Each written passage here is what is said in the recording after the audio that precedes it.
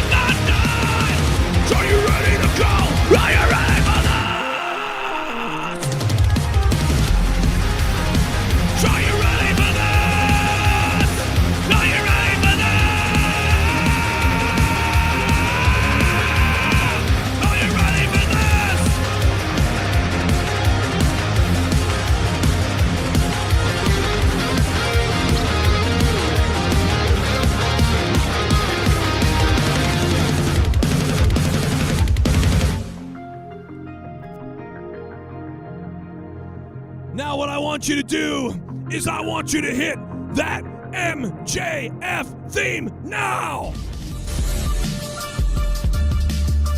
and hit that like button. Let's go on a Tuesday night. Daddy's back.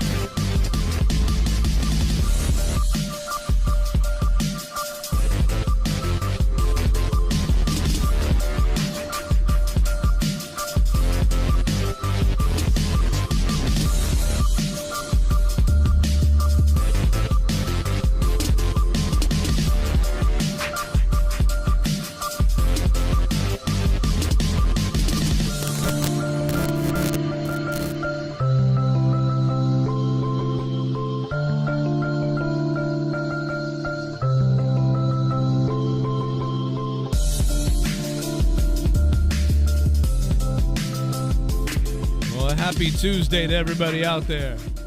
Let me get my voice in tune here. We're ready. Hit that like button, though. We got to have the likes up, baby. And tap it in.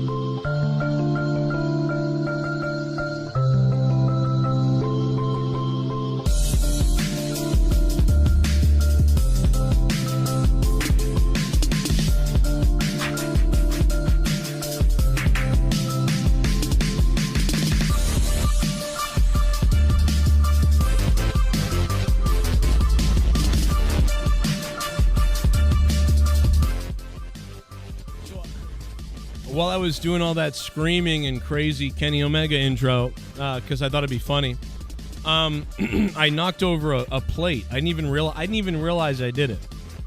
But I ate my dinner next to this table earlier, and I knocked over the plate, and it crashed into a million pieces under the table.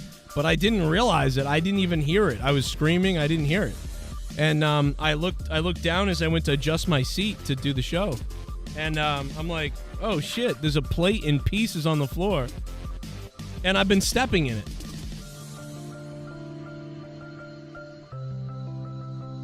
So I've got like several random cuts all over my feet.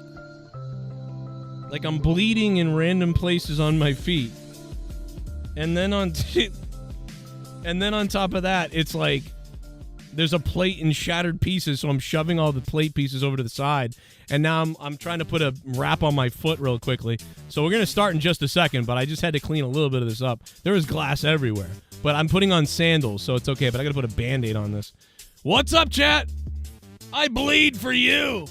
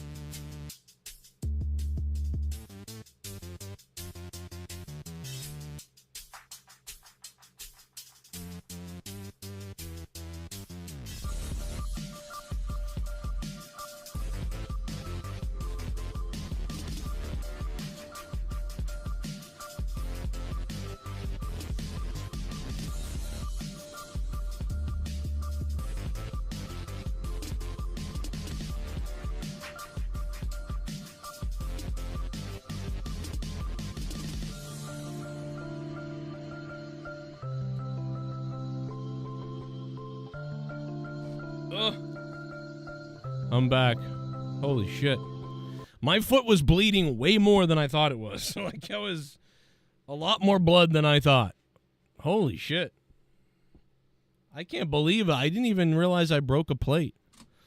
Imagine if I just sliced an artery in my leg open. And I was just, like, bleeding everywhere. It's like, Joe Cronin's dead. Live on the air.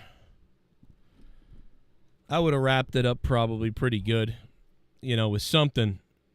We would have figured it out somehow. So,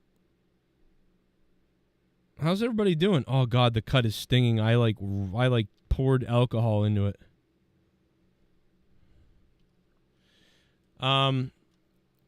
What's up, chat? God damn, that fucking hurts. I think it's deeper than I thought it was. Christ.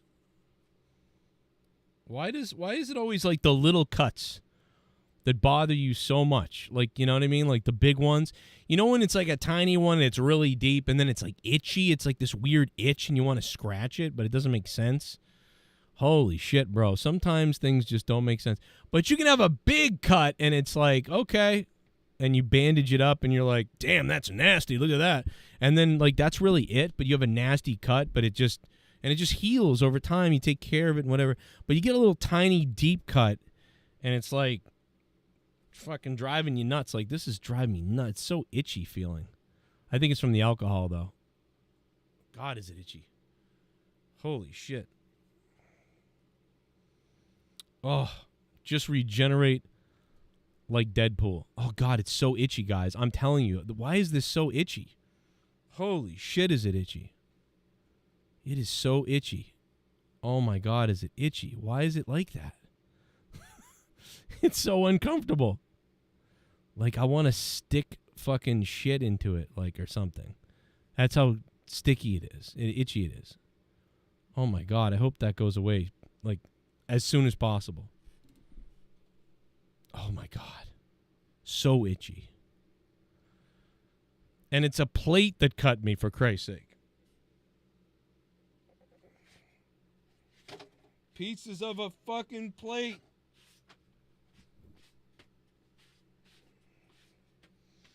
I didn't even notice it broke. I wonder if you can hear it on the stream when it breaks. Did you guys hear any smashing? Probably not over all the noise and the... But, like, dude, I definitely... I must have broken while I was screaming Kenny Omega's shit. But I wonder if you could have heard it. So you're ready to go? Are you ready for this?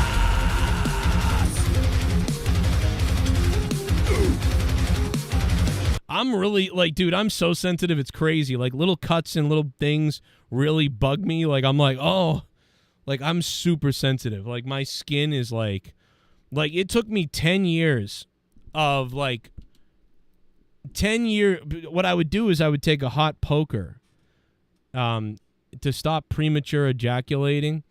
I would take a hot poker and stab myself every time I felt like I was gonna. And after 10 years, I finally figured it out, and I've got it down now. I can go an hour. It's crazy. But it took a long time, you know? That's how sensitive my skin is. No, I don't know. I don't know why I said that. Anyway, it's been a weird day.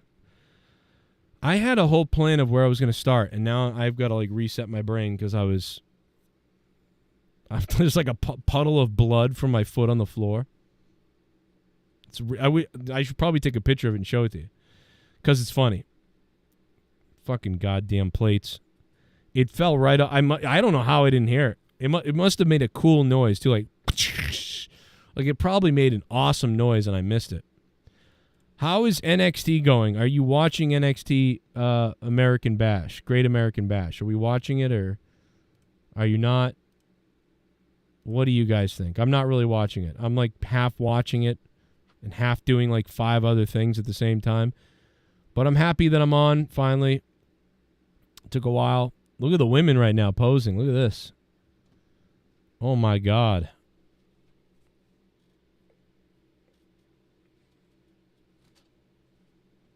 Now I got to get the vacuum in here to vacuum up all these little shards.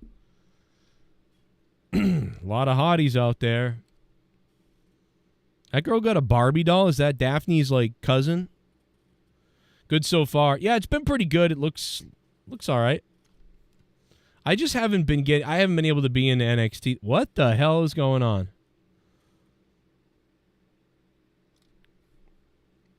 What's with the Tim Burton dollhouse girl?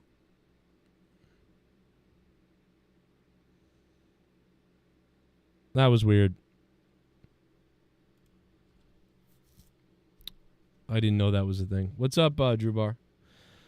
Oh, my God. Okay, let's get back to what we're doing. Okay, let's get the donations on. Let's get the shit together. What did you? How about Dexter Lumis, dude? I didn't even know. The other day I saw him like debut or whatever that like trailer package for Dexter Lumis was, but I didn't know it was Dexter Lumis. I was like, oh, there's some other like Rob Zombie crazy character guy. Okay, there's another one of those, and it was Dexter Lumis, and I was like, okay, that's pretty cool. He looks great. He looks great. But, I mean, he looked good before. What's weird about Dexter Lumis, I think what kind of made him creepier before was that he had that short hair, and it was I don't know what it is, but when you have, because he looks a lot like Stone Cold. Like, I know we've said this several times over the years, but, I mean, Dexter Lumis, you can't deny it. He does not have the voice of Stone Cold, so that's a problem. He doesn't have that deep voice, but he does have that, like, ice-cold serial killer look. And, you know, that hair under my hat bothers me. But, you know, Stone Cold had that early on in his career. Or not early on in his career, but early on in his WWF career. You know, Stone Cold looked like a murderer. You know, he looked like a crazy psychopath or something. Like, he looked like a badass. And Dexter Lumis really had that, too. And something about the long hair, sometimes, like, it's like you've almost seen so many guys that look Charles Manson-y type, like with the long hair, that it's like you're desensitized to it. So something's weird about a guy with a short, really well done short buzz cut or trim job, but he's got muscles and a comb and gloves on. Like, there's something creepy about that, right? But when you throw the hair on, it's like, okay, we get it. So, like, I don't know how I feel about it yet, but he looks awesome. I think it looks great, but I'm just saying that, like, there is something to that other look that gives it more of a scary vibe for whatever reason. But, I mean, I like longer hair better anyway, so that's fine. We'll see what happens. But, yeah, I didn't know that was Dexter Lumis until people were like, yeah, that was Dexter Lumis. And I was like, damn, I did not recognize him. That's pretty cool. I just hope they do stuff with him because he's so crazy looking. The guy deserves to be on screen somehow because he's just got a great look all the time. He looks great. Super chat party. Yo. What's up, Poopsie? How the hell are ya? What's up, Poopsie? What up, Poopsie? Friggin' Danny MT in the house. We were talking to Danny MT the other day about boxing. You remember that? And we found the old clips, Danny. We found them all. Danny MT, man. What's up, Danny? Glad. Hope you're doing well, man. Continuing to be recovered. Unlike another Danny, like the Dork Knight. Danny the Dork Knight's recovering, too. From a different type of shit, but it might be... He's worse, trust me. Danny MT, if you think that you're bad, if you think that you had problems in the past, and I know we all have, but, man, if you thought you had some issues, bro, if you knew what Danny the Dork Knight was up to when he wasn't sober, boy, you would feel probably a little bit better about yourself. Because that dude is whacked out.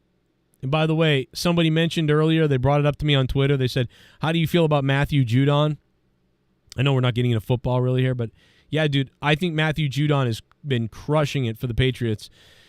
And so I honestly, I know he's acting a little bit like a bratty right now, but you know what, dude? I would pay this guy. He's like a star middle linebacker or whatever.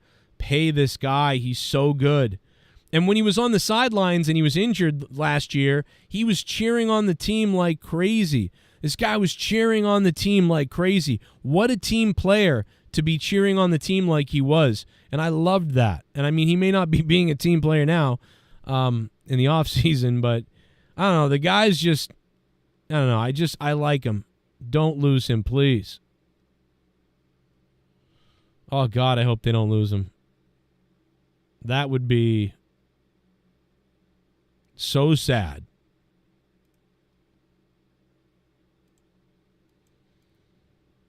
Let me see this. Nope, we don't want the pictures of my daughter's cheerleading. That's not the right thing we're looking for here. Let me see. Although she does look cute, I will say that.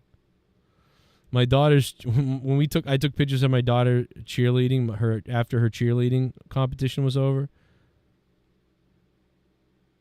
I bought her those colored flowers. These fucking flowers were $40. Look at these flowers in my daughter's hand right here. Bro, those flowers were like $40. And that's all they know what they're doing. That's why you bring your own flowers. You know?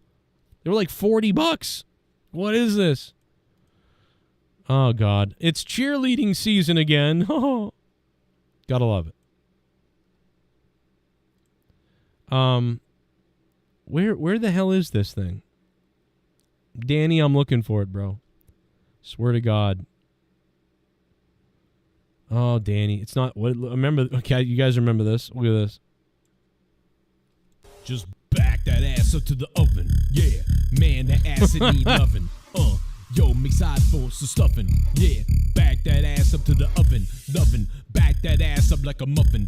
Oven, back that ass into the oven. Rubbing, my God, I want that stuffing. Fill me up, yo, with that loving. Stuffing, yo, back that ass into the oven. Look at that mumpkin, look at that blumpkin. Look at that muffin, back into the oven. Oh my God, I want that. Look at that, the oven. Serve me also stuffing, back that ass into... Dude, that is the weirdest video. Oh my God, is that weird? Oh yeah, here's the boxing. I found it. I found it the other night after we went off the air, Danny. This is the one where like me and my friend, I broke my thumb because my hand wasn't in the glove all the way at one point towards the end, and I punched him and my thumb wasn't right for like 6 months. And immediately when we were done boxing, my thumb was like throbbing and felt weird. I'm pretty sure I sprained or broke my thumb. But I don't know. We never realized it. I didn't realize it until way later that, hey, something's wrong with this thumb.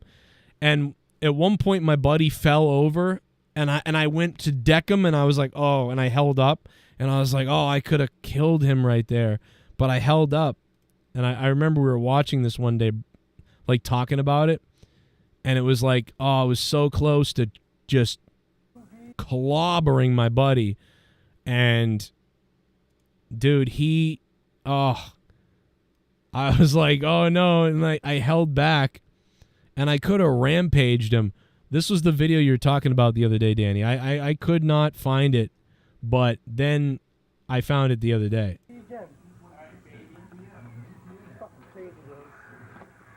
Now, the reach is pretty good here for me, I would say.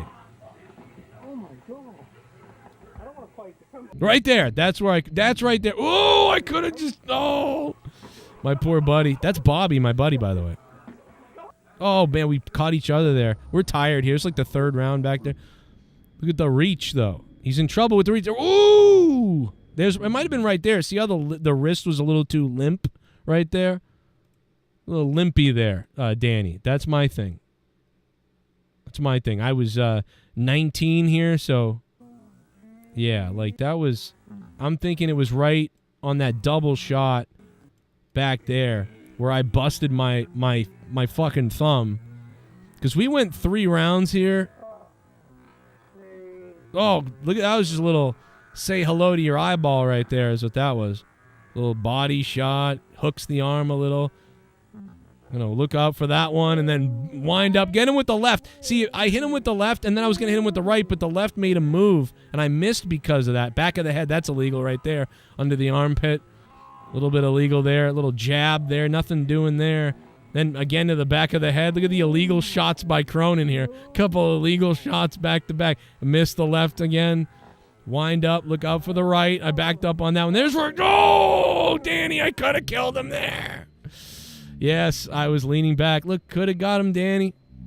I'd never been in any, like, real training at this point, though, back then. This was pre-brown belt, by the way. Pre-brown belt here. So, see that? Like, he caught my hand. Oh, man, you can really see. Oh, back of the head again. That would be illegal. Little. Boom! Double shot right there. But yeah, we didn't know what the hell we were doing, so it was something.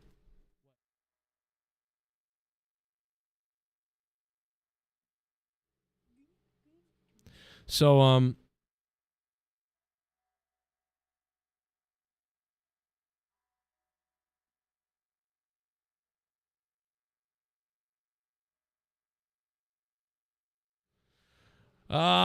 so yeah, I don't know.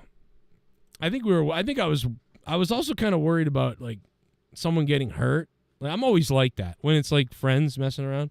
But then again, what am I talking about? Because me and him had like an MMA fight one night. Like all of us were like kicking and like we were really wrestling and we had a couple drinks. I mean, we were flinging each other into the walls and outside and it was crazy. Like, so I don't know what the hell I was worried about, but that was a couple of years after this though. This was like, we were still kind of young here.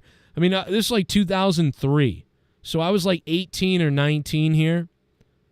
I was probably 18 or 19, yeah. But anyway, I found the video the other day. I thought it was funny. I was like, oh, yeah, I found it. Danny was talking about this the other night.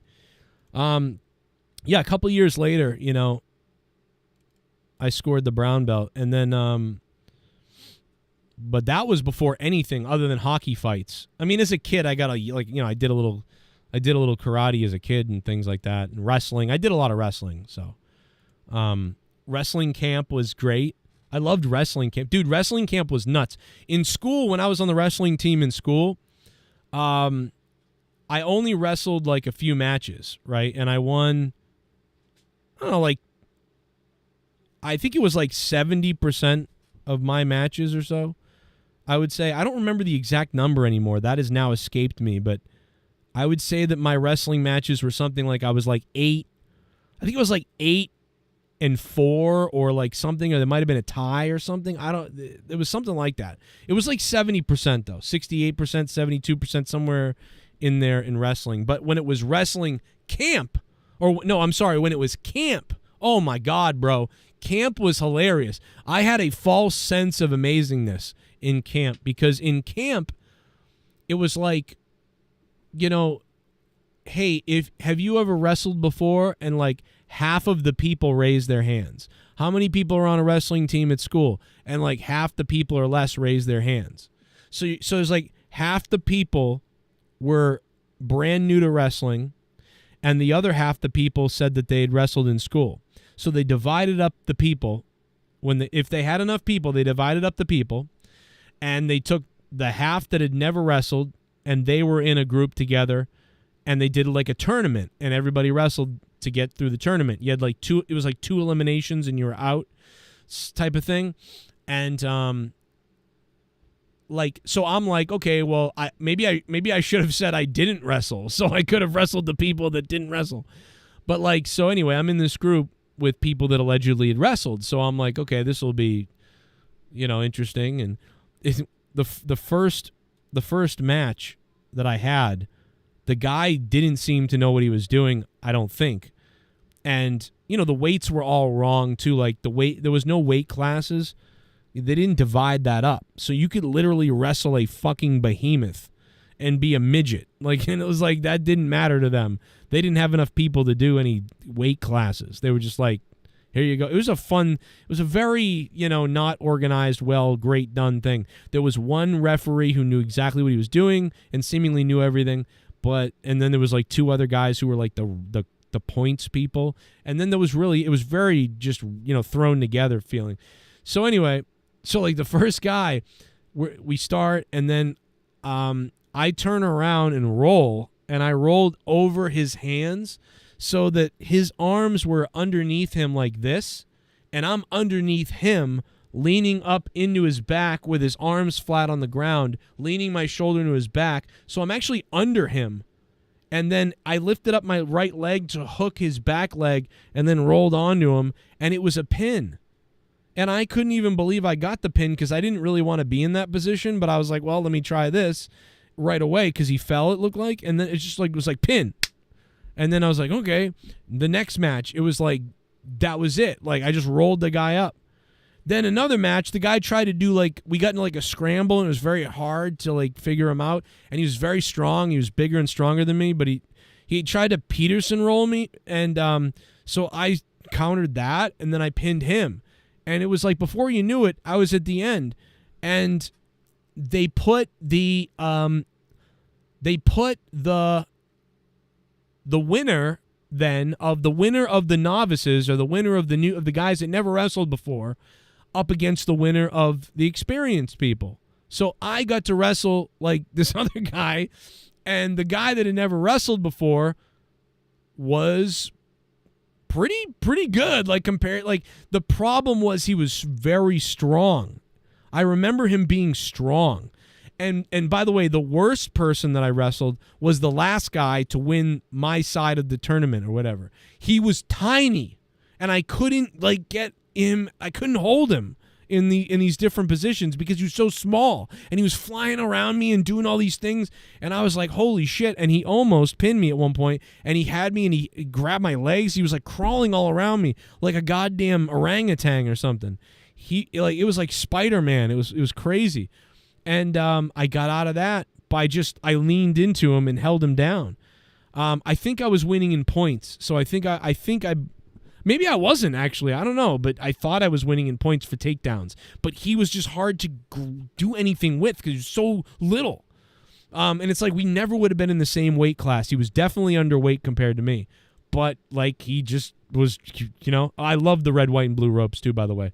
I just love that old WWF look. And I know it's Great American Bash. That's why the red, white, and blue. But, I mean, it just reminds you of old WWF when you see those red, white, and blue ropes. I love it. Love the visual. It's a great visual. But anyway, that was fun. But I went, as soon as I got to high school, it was like, back to losing again. Back to 40% of the time you lose. But it was fun. That summer camp was so fun. Because I felt so great. like I was like, I'm dominating this, and then it was back to reality. See, I need a bunch of, I need to be a ringer to win things. Don't you understand this? Do you know what I mean? Shit, bum. Evening, Joe. Yo, D. Welsh. I know what Dork is up to. Going to the same movie 4 times in 3 days. # loser USA Women's Gymnastics. Farfo, fuck around and find out. Oh, I got to go take a look and see what the USA. Wait a minute. Now, are the women's gymnastic team doing terrible because they don't like America or whatever? Or are you saying that the American women's? Because I thought the gymnastics team was kicking ass. I thought the women's team was kicking ass. I would have loved to wrestle in school. Yeah, you would have been good, Danny, because of your determination, size, and your ability. And your your alphaness, you would have been good. You would have been good at it for sure. I know it. I would say that's probably my better thing that I do, and my second best thing would be to kick somebody. Anything with kicking, I can do kicking. And that's about it. My hands are not great. But I'm not much of a fighting person anyway, I don't really do a lot of that combat stuff and fighting, and I don't have any real skill at all. Except for hockey fights. I know how to dance around on skates and pretend to be tough for a minute. But I really wasn't. I was always the little guy. I was always the little shithead, on the hockey team. Although I wasn't little, I was middle size compared to people, but I don't know why. It's weird, man. In order to play as best as I can at hockey, I needed to have a chip, an edge. I needed to play. It's a weird thing, dude, that you need to play with a dickheadedness. I'm not really a dickhead. But on the ice, I kind of was. I wouldn't want to hurt anybody or anything like that. But what I mean is, I would just be kind of a prick. It was weird. I would... But, nothing, that malicious, but, just sort of, weird things. Somebody slashed you slash their stick out of their hands and then be like, hey, fuck your mother, whore. Or hey... Oh, let me get on the bench. Why don't you? Hey, let me climb on the bench with you. You can kiss my cock. And then the guy'd be like, "What the fuck, fucking faggot? What the fuck are you saying? You heard me, baby. Kiss my cock." Yo, your mom would do it. What are you doing? You're cutie pie. Come on, let me touch one of your testicles. And the people would be like, "What the fuck, bro?" And you just poke them. You jab them in the side with your stick when they weren't looking. And then when they turned around and looked at you, you look away. And then when they look at you and they go, yo, what the fuck, or whatever, and then you just go, yo, what the fuck? And then you skate away. Like, I mean, I don't know what's wrong with me. What's wrong with me? Like, you'd flick a puck at the goalie's fucking face for no reason after a whistle. And then he'd be like, dude, what the fuck? And you'd be like, oh, dude, what the fuck? Huh? Like, I just like, dude, I don't know, bro. Why am I like this? And I would just play super intensely, and other people would be like, dude, chill out. It's a fucking pickup game. Or it's a fucking Saturday night fucking men's league. Take it easy. And I'd be like, shut the fuck up. Like, I don't know, dude. And because I had to, if I didn't play like, I'm telling you guys, if I didn't play that way, always on 10, if I didn't play always on 10, and I'm not talking about going out and clobbering someone in the head with an elbow or something. I wouldn't do that. But I mean, like, if I didn't play on 10, then I couldn't be, like, a decent player. If I dialed it down and did none of that and just was like, I'm just chilling out here on the ice. Let's take it easy. I would play like shit. It's so weird. It's like video games. Sometimes when you're playing like Call of Duty or Halo or something, you're jacked up on coffee and you're talking crazy shit. You're like, get raped. I fucking killed you, bitch. Rape you. Like, and you're going crazy. And for some reason, I play better when I'm doing that. But if I start playing calm and like, whatever, playing some Halo, like, I get killed because I'm not fast enough and I'm not thinking fast enough and I'm not just, it's weird. And maybe it has something to do with my ADD. Maybe if I took Adderall, I wouldn't have to be like that. But I've got to be on edge almost. And it all goes away as soon as the game's over. I don't want to go fight some guy in the locker room. I don't want anybody hurt, But like sometimes people would be like, dude, what the fuck? Like after the game, and people would be waiting for you by the car. And I'd be like, oh, dude, I play crazy out there. It's the only way I can play, decent. And they're like, that's the only way you can play decent, like a fucking scumbag or whatever. And I'm like, I guess. I don't know, man. My bad, dude. It was just on the ice. I was just kidding. I don't want to fight you in the parking lot. And, like, then, they want to fight you in the parking lot, though. And you're like, okay. What the fuck?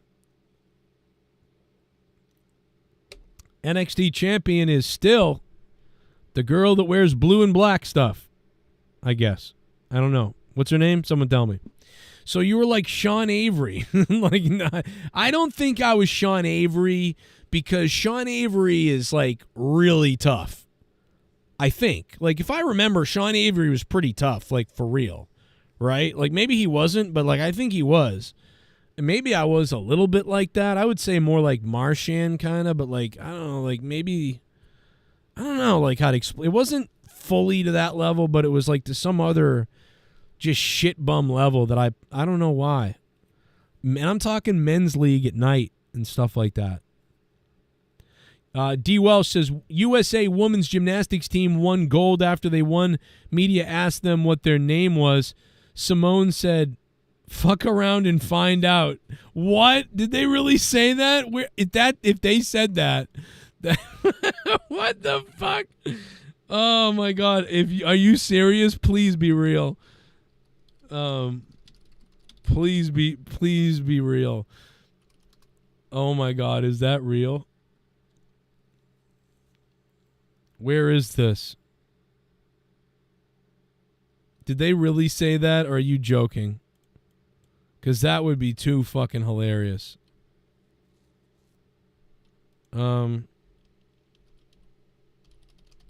I feel like this would be everywhere. There's no way they said that. I don't see this anywhere, D. Welsh.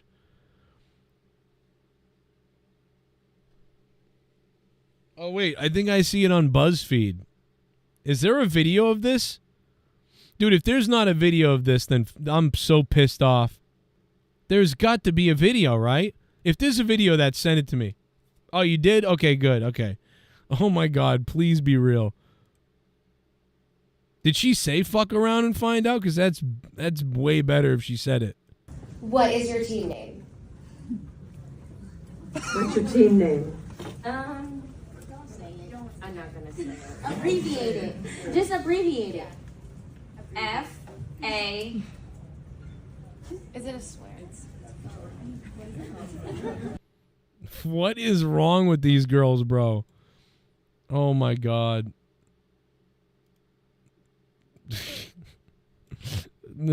What the fuck? That Left, around, and find out. Oh, yeah. You said abbreviated. she said F around, didn't she? You said abbreviated. Around, and left, around, and find out. Oh, yeah. You said abbreviated. What is your... Fuck around and find out. America, you know. What's the name of your gymnastics team? Do they have to have a name? Yeah, our name is America. That's our name. The name of our team is of fucking America. That's the name of our team. The name of our team is Fuck Around and Find Out. They should have then said Ask Japan. Oh my god. That's pretty funny. Justin Smith, yeah, that'd probably be me then, getting my ass kicked a lot of fights. Oh, man. I don't know if that's really inappropriate and terrible of us, that's real, or if that's fucking hilarious. I don't know which one it is. New subscriber. You fucking mark! It's Miguel. Subscribed. Thanks for subbing. What a time to subscribe on a Tuesday night. Won't be live a lot for a bit, but tonight we're live. Do you want to fuck around and find out? Live on this show? You want to do that? Fuck around and find out. Oh my god. That is too funny. It would have been funnier though. You know, I got to be honest, as bad as it would be and bad as it would look, first of all, it can't look any worse than the opening of the fucking Olympics. But, like, it would have been just par for the course if Simone Biles was like, so what's the name of your team? And she was like, fuck around and find out. And she just stared right out, like, dead serious. Fuck around and find out. And she just stared coldly into the reporters, and then they all started laughing. Like, it would have been so much cooler if she was like, it's fuck around and find out.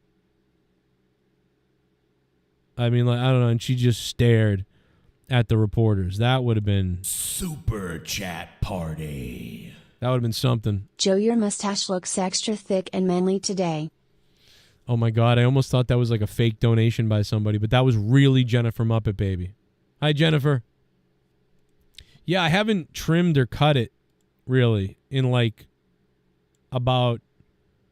I would say this is about... this is like 2 weeks of nothing. I didn't touch it, really. So, yeah, we're getting a little thicker. It's still not gonna grow in these other places. But it is getting thicker. You know? By the way, I like the way that Jennifer Muppet Baby said thicker, by the way. It's got to be thick. It doesn't always have to be that long. It's got to be thick, though. You know? It's got to be thick. It's got to fill. Sorry. What am I doing? Yeah. But it's definitely thicker. Maria Kanellis is still going through her treatments to make sure she doesn't have, like, full-blown cancer. So I hope she's going to be okay. The next steps are blood work and a possible 24-hour urine test. From there, I'll be scheduling surgery for most likely sometime in September. The mass I have is borderline. What they get concerned about is the biopsy is not an option. I will be having retroperiscopic adrenoclentomony something. And they will biopsy the mass after. So they have to biopsy a mass to find out if there's just... They don't know exactly what Maria Kanellis has. But hopefully it's not... Shit bomb! Oh, shit. Hopefully it's nothing. Out of nowhere tomorrow? Triple M. What's up, Triple M? Thank you for the $2, man. Probably not. I don't know. I think me and Jake are going to be doing a show on Patreon, an audio show that's going to be uploaded on Patreon. So hopefully you guys look for that on Patreon coming in the next couple of days. Tomorrow night I might be live. I don't know. We're not really sure. I kind of, that's why part of the reason why I don't have commitment anymore to my shows, because I mean, I don't want to go through the whole thing again, but like if I have a decent week on here, then I try to do it again the next week. But if I have a bad week, then it's like I can't really afford to. I have to double up on my other work. So that's been like really fucking me up recently, because you never know what's going to happen on YouTube. You know, you're never going to know. Like the ad revenue was way down last month for whatever reason. Ad revenue was down, lost $500, and you know the last couple weeks weren't great. So like I had to double up on work at work, and then I feel bad that like, you know, people are like, Jake is expecting to be here to do a show Wednesday night, but like I'm too tired to do it because I work double shifts. Like, so it's like it's hard, man, to like gamble on what do I do? Do I go live for 3 hours, don't see my kids, and then have nothing to show for it? I worked all day long, all day, and so it's really hard to figure it out. So I'm trying to cut down on the shows until I can build it up again a little bit. And I work these double shifts and other hours and stuff like that. So I don't really know. I might go live tomorrow. I might be live tomorrow night, but it will only be probably an hour, you know, potentially. I don't know. I'm not really sure, but maybe. Depends how long I work tomorrow, my other stuff. And then my other work is sales too, so I don't know. Like, I can take jobs all day long and all night. So like if I get up at 6 in the morning and I take a job until 10, and then another one until 2, and then another one until 4, and like let's say I don't sell something, so I don't sell anything, right? Now it's like 6 p.m. I could take one at 7, but what if I don't sell that? And then, you know, then I come on here, you know what I mean? So it's like it's hard to figure out what to do. And then all day long, I never produced a video. I could have produced a news video, a couple of videos to put out there, and I can't do it. So, like, it becomes hard to figure it out. So my answer is I really don't know what to do, Triple M, but I'm kind of just doing what I just go where the money seems to go. Like, if I make 4 sales in a day, sometimes I'll take the next day off and I'll do YouTube, you know? And then some days if I don't make any, then I'll want to do it again to try to get some. And then maybe I do YouTube and then whatever. And then some days, like, I do really well for a couple of days. Then I come on YouTube and then the YouTube show does really well. Maybe there's like donations going crazy or something. And then I'm like, wow, I had like 3 days in a row that were great, different things. And then I go back to my work, but I come back to the show and that's fine. But it's hard to go back. I don't know what to do. It's very volatile, if that makes any sense. It's everything I'm doing is volatile. Like, and sometimes you can make, remember, hey, like, let me explain Triple M. Listen to this. Do you remember the night that, like, people were donating like crazy and people donated like $8,000 in one night? That was crazy. But here's the thing about that. I was getting up early the next morning. Early. Like, I'm talking about 5 a.m. And I thought about not doing any show whatsoever on Wednesday night. I almost was going to do no show. And then I talked to Jake, and he was like, no, we'll just do an hour. And I'm like, all right, you're right, let's just do a little bit. We'll just do a little bit. And that's what we did. We came on, we did like a fairly quick show, 1 hour and 25 minutes. And then I was like, goodbye, guys. All right, good night. I'm going to hang out for a few minutes and read some comments, then I'm going to bed. What's up? And then ba-bam, ba-bam, ba-bam, boom, boom, boom, boom, boom, boom, and it wouldn't stop. And so the next day I didn't go to work because I was too tired, but also we didn't need to, but I was tired because I stayed up. But like, dude, I was about to end that show. I was going to end that show like very early, and I was going to bed early. And it's like, dude, imagine if I didn't do that show, and then imagine if I had ended early. What the hell? But like, that's the call you have to make, man. That's the roll of the dice. So I don't know. I really don't know, Triple M, what I'm going to do.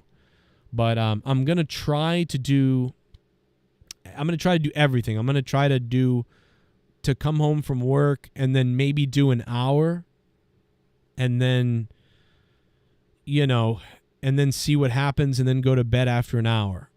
probably what I'm going to plan on. So I think that's what I'm doing. And then monetize this, I don't know. We're going to be live on Saturday night because this Saturday night is SummerSlam. This is I think the 13th in a row SummerSlam that I'll be live for. It's the anniversary of the show, really. SummerSlam. So I'm going to have a birthday hat on Saturday night for SummerSlam. I hope you guys all join us. Potentially Jake will be here. It will be me and Jake only, mostly with maybe one or two guests popping in and out. And we'll have you guys, whatever, call up, whatever you guys want to do. We'll do everything. But yeah, it just depends. You know what I mean? It really depends on what we do. That was an epic night. I almost quit my job and I wasn't even getting the donations. Yeah, that was crazy. Joshua Bomber, happy birthday Saturday. We'll be partying for your birthday and SummerSlam as well. Thank you, bro.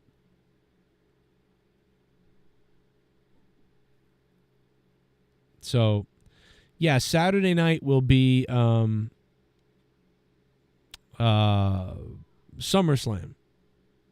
SummerSlam will be a big show. I don't know about doing a reaction to it yet. I'm not sure about that. I don't know.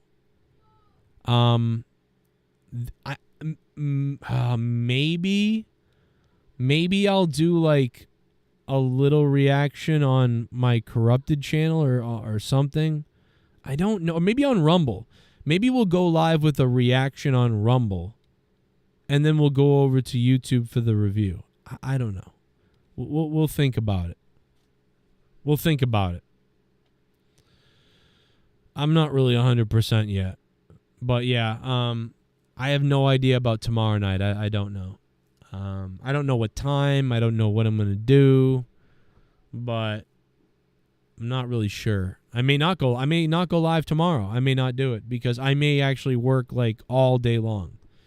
It depends. Like today, I didn't really do well today, money-wise. Like, I didn't do well. So tomorrow, if I don't sell anything by like 2 p.m., then it's like, okay, I'm probably going to stay working until I get something. Because I have to get something. Because I'm up against it here.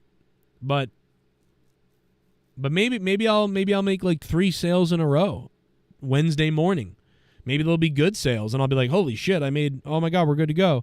And then I'll come on live and we'll go live for like a couple hours.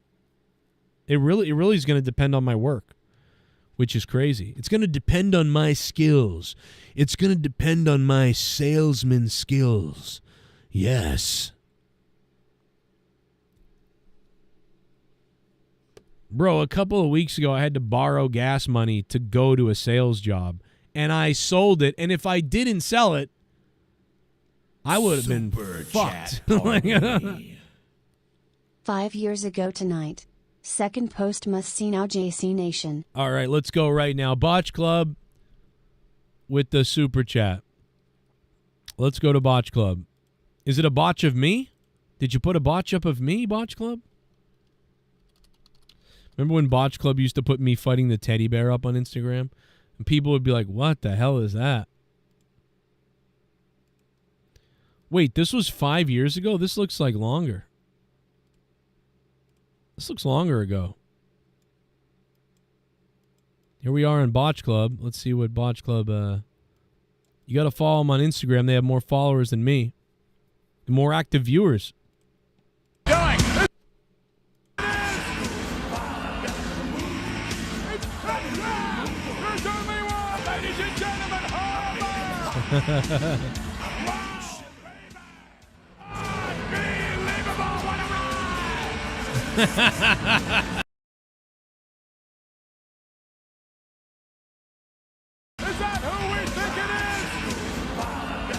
That's the Heartbreak Kid, Shawn Michaels. Oh, man, that is funny. I do remember. Yeah, you put this up years ago. I think that's what you're talking about. This is like a repost from 5 years ago, right? Maybe that's what Botch Club's talking about. Because even though that's from 15 years ago, I think Botch Club posted it. Is that really 5 years ago that you posted that originally? Are you serious? If that's what you mean, I think it is what you mean, though. Oh, the second post. I'm retarded. I follow directions like a blind person on fentanyl. Oh, I know what this is. This is when they killed Roman Reigns. Oh, my God, yeah. Remember this? Hey, what, Roman, watch out, watch out! Oh, my God! Oh, my God! We need help! Oh, my God. You know why that didn't work very well? It didn't work because of Kayla Braxton, or what is that, Kayla Braxton? She should have been like, Roman, you got a second?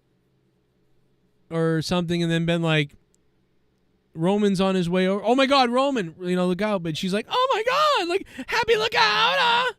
Wait, what, Roman, watch out, watch out! It's the way she said it, like, watch out, watch out. Like, it didn't, I can't even, I don't think I can even act as bad as that. The scream was good. The we need help part was pretty good. I thought all of it was good except the beginning part. Kayla did well, but the beginning was like... Wait, what, Roman, watch out! Oh my God, that looks... This looks... It looks so bad. Oh my God. Watch out!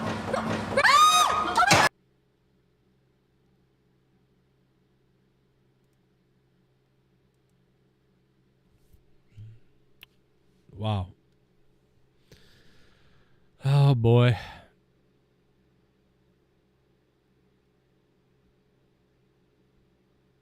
I mean, it's like, it was all right, but...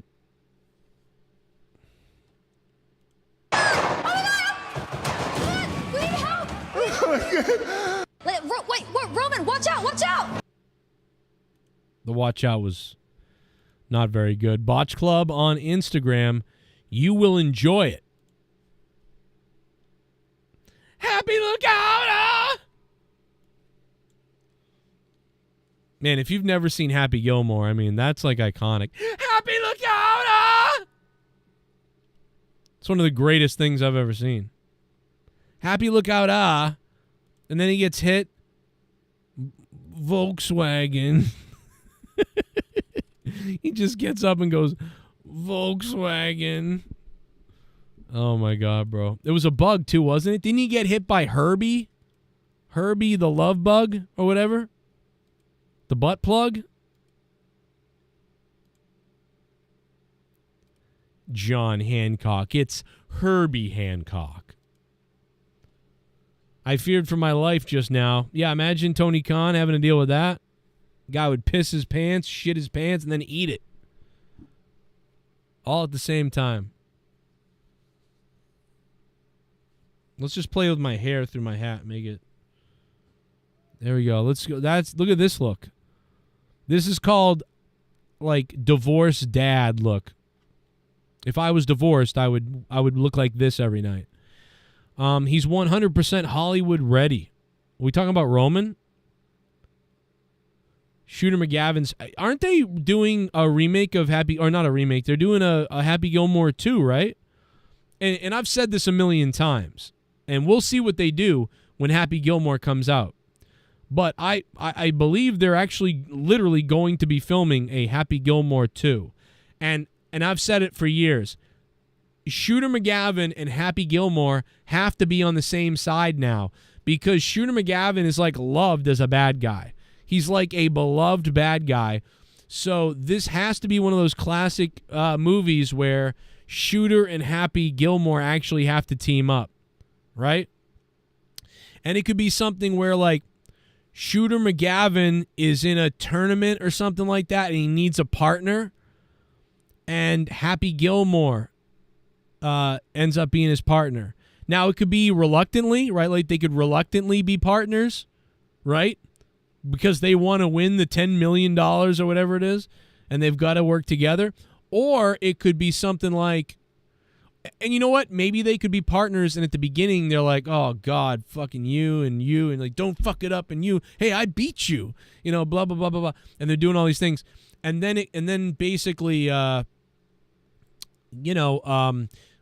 start to learn stuff about each other, and, Shooter learns things about himself, and he's a better guy now, but Happy Gilmore learns about Shooter, but, Shooter's cold, and maybe Shooter McGavin,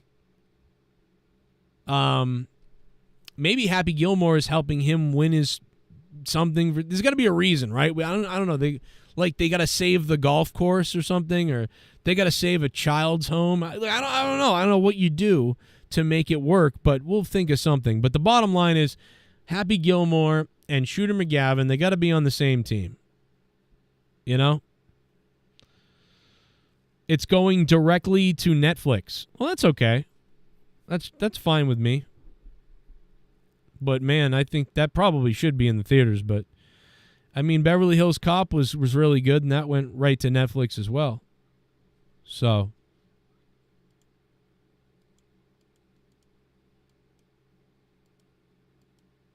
I'm not worried. I'm okay with it. Just please don't be woke. It won't be, because Happy Gilmore don't give a shit. I mean, Adam Sandler, he don't give a damn. Shooter needs the gold jacket. Yeah, so maybe he helps him. So Happy helps Shooter finally win the gold jacket. You know what? It would be, that would be really, that's really the story, is like Shooter McGavin still hasn't, okay, Shooter McGavin still hasn't won the gold jacket. And he's like broken down, and he's an alcoholic, and Happy Gilmore is visited by Shooter McGavin's son. And Shooter McGavin's son is telling Happy Gilmore, like, hey, I need you to talk to my dad. And, Happy Gilmore's like, what? Your dad fucking tried to, like, whatever. It's like, he obsesses about you. He has pictures of you. He won't stop, and he'll never get over it. I've always thought every year after year he'll get over it. He'll get over it. And it gets worse every year. And he could still do it. He was on the golf course playing by himself. He still has the most beautiful shot, all these things. But he's not Shooter. He hasn't been Shooter since he lost to you, and since that big giant man broke his arm, that sort of thing.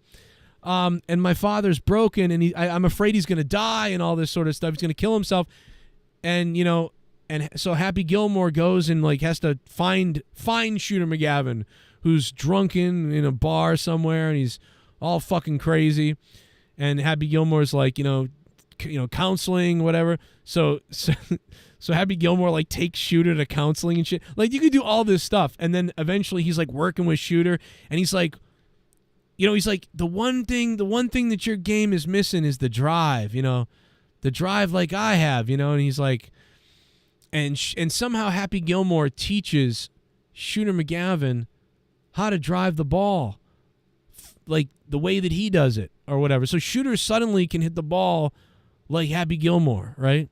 And then Shooter enters the tournament or whatever. And then Shooter McGavin somehow wins. I don't know. But where do you go from there then? How do you get Happy Gilmore to then play? Right? How do you get Happy Gilmore to then play? Like, what is, because don't you want to see Happy Gilmore playing? Or maybe Happy Gilmore has to give up his spot to Shooter McGavin after he wins. Maybe, so Shooter McGavin enters the tournament to go to the PGA something or other. And Happy Gilmore's in the same tournament, and at the very end, it's down to Happy Gilmore and Shooter.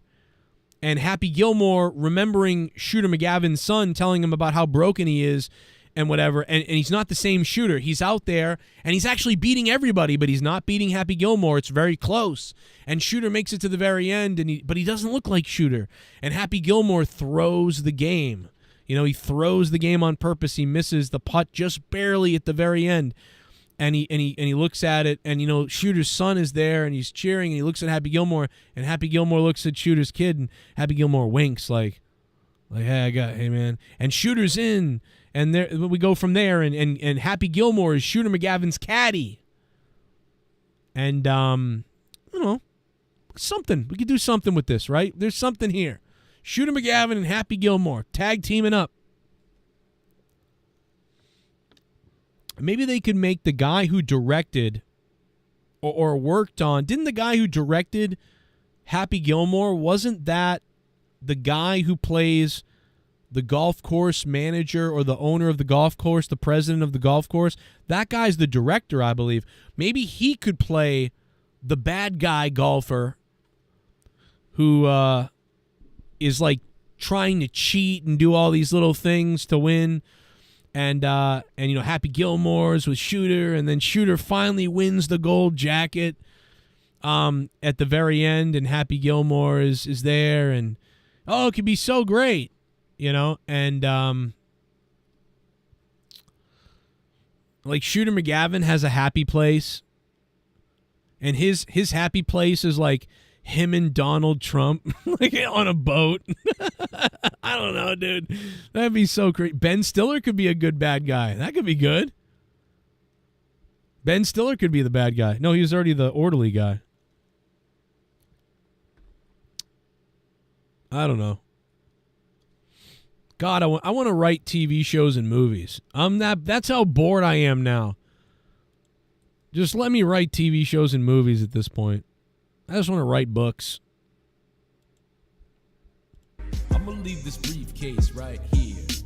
I'm gonna leave this briefcase. Oh my God, a dono!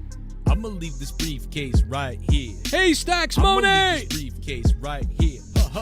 I'm gonna leave this briefcase. Oh my right God! Here. Son, run, you fat bitch. We're getting run, 1984. Run, you fat bitch. Run, you fat bitch. Run, you fucking fat bitch. Don't you think I'm a fucking terrorist? Run, you fat bitch. Run, you fat bitch. Your tracks today. Never run so hard in all your damn life. Thank you, Haystacks. Run, you fat bitch. Oh no, I don't know. A dono, baby. Google's taking half of that, though. Those cocksuckers. Hey, Stacks Monet. Thank you, Haystacks. I appreciate that, man. Yeah, I don't know. I think I'm really looking forward to the Happy Gilmore thing. I grew up in New Hampshire until I was 10 years old. And I think Adam Sandler grew up in New Hampshire. I wonder where he grew up in New Hampshire. I never even thought about that.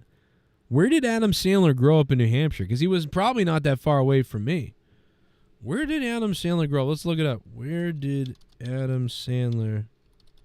That's why he's like a Bruins fan, but a Rangers fan, but like a Giants fan. Makes no sense. And a Knicks fan. He's a fucking sellout, though. Come on, Adam. You should be all for Boston, prick. Manchester, New Hampshire. Okay, so he grew up in Manchester. So I grew up in Salem, so they're like, 30 minutes apart.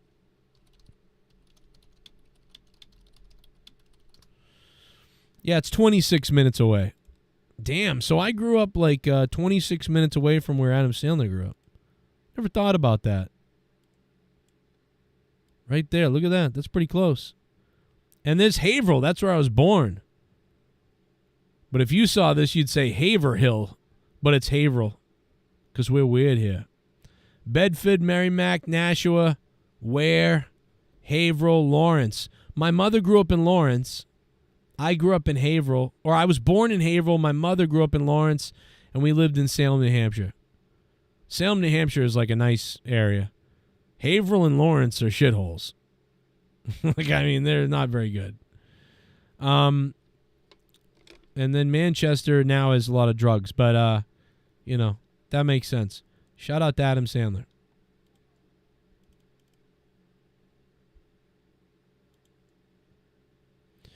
We're going to Manchester, Bobby. Hey, let's get the drugs and go to Manchester.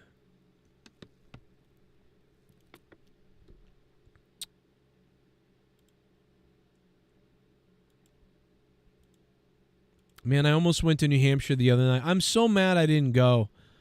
I just couldn't. I couldn't go, unfortunately. I really wanted to go see Blue October. They were playing at the Hampton Beach Casino, and I thought about taking Gavin, and because I even asked Gavin, I said, "Hey, you want to go see a band?" And he was like, "Yeah, maybe." And I was like, "What?"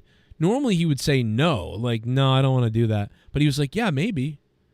And I was like, "Really?" And I probably should have jumped on that, but like, dude, I always remember concerts being like $25, $30. I would have even settled for $40. I would have been like, okay, $40. I'm either going myself or I might take Gavin. But I wanted to see Blue October because what happened is, you know, I listen to a lot of bands, so many bands. But the other day I'd been, you know, about a week ago, I was like, oh, you know, let me check out and see if Blue October has any new stuff. Everybody, you know, I have so many bands I listen to, but like I just happen to be on them. And it said like playing, they're on tour, and I was like, oh wow, they're on tour. I wonder if they're playing near me. And then it was like, oh, they're playing this week at Hampton Beach Casino, and I was like, damn, that's crazy. That's a great place to see a show. So I looked it up and I was like, I think I'm gonna go to this. And but then when I went to buy the tickets, it was like $120 for a ticket. $120. I was like, oh my God. I was like, well, I don't want to do that. But I would have been so when I go to shows, I always try to get there pretty early. Like I'm always trying to get to shows very early. Because I want to be in the front row. Like, I want to feel the whole thing and be in this shit. Like, I can't tell you, almost every concert I've been to, I'm in the front row. Because I get there early and I move my way into the front eventually somehow. Whether it's the sides, the middle, I don't give a shit, but it's got to be somewhere close. I don't like to be too far to the sides, but I like to be in the middle. And yeah, if I have to, I'm in the like third, fourth, fifth person back somewhere. But I'm very close to the stage because I don't like being further off. Like I want to be in it, I want to be in front of the stage almost. I want to be in it, and I want to have a couple of beers, and I want to be in it. Like, yes, give me that shit. You donated $50. Oh my God! I'm gonna take my dick out. What? You donated $50. You donated $50, motherfucker boy. I'm a rich motherfucker. Hey Joe, it's almost football season. I know you are in Massachusetts, so you're a Pats fan, and I'm from Jersey, so I'm a Giants fan. Root for the home team, they used to say. Well, yes. Spectral Citizen, thank you so much, bro. That's, oh my God, dude. The biggest dono drop of the stream. And this one went right into my PayPal, so I can buy something if I have to. That's going to the internet bill, maybe. Man, Spectral Citizen, thank you. Yeah, I don't really mind the Giants. Like, it's weird. The Giants have beat the Patriots in the Super Bowl twice in crazy ways. But you know this. I don't really mind the Giants. Like, we don't like the Jets. We hate the Jets here. You know? But I don't really mind the Giants. I think what they did beating the Patriots was amazing. They were so close, those games, and like every Patriots Super Bowl is so close. It's unbelievable. But Peyton Manning had the number. Peyton Manning had the number, dude. He was the only person that could shut down the Belichick. And I mean, obviously the coaching, because the coach was those Giants teams were just wow. With strategy, they could beat, like, that's the funny thing, bro. They could beat anybody. Like, it doesn't matter if you're a juggernaut or defensive or offensive or whatever you were, they had a game plan to adjust to whoever they were playing, and that's what made them so crazy.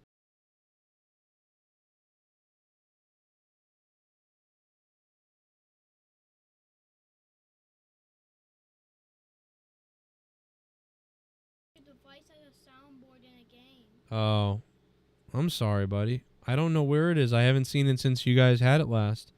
I would check under the couch cushions. Maybe check the kitchen. Call Mom.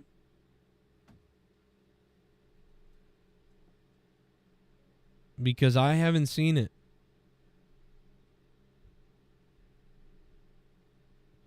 Finn looking for phone. I'll ask Mom if she's seen it.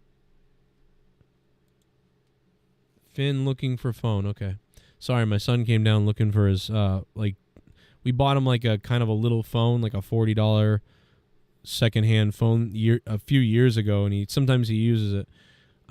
He doesn't know where it is, but the things can get lost everywhere. But, yeah. Oh, okay.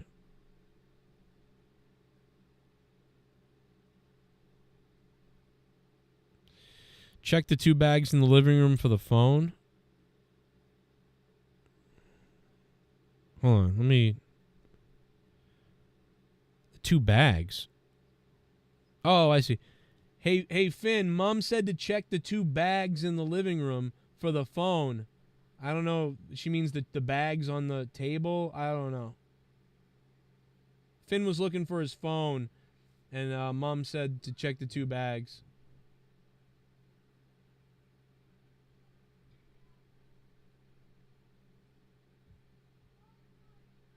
Maybe she means the bags on the table there.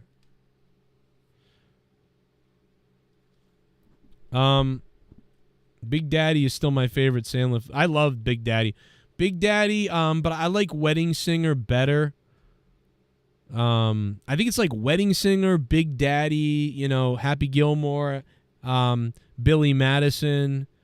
I like, of the newer ones, I would say That's My Boy is my favorite newer one. I love Funny People because it's so dark and weird. That's such a weird movie. I love it.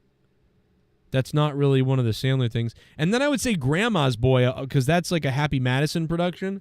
And even though Adam Sandler isn't in it, I mean, Grandma's Boy is probably my favorite movie.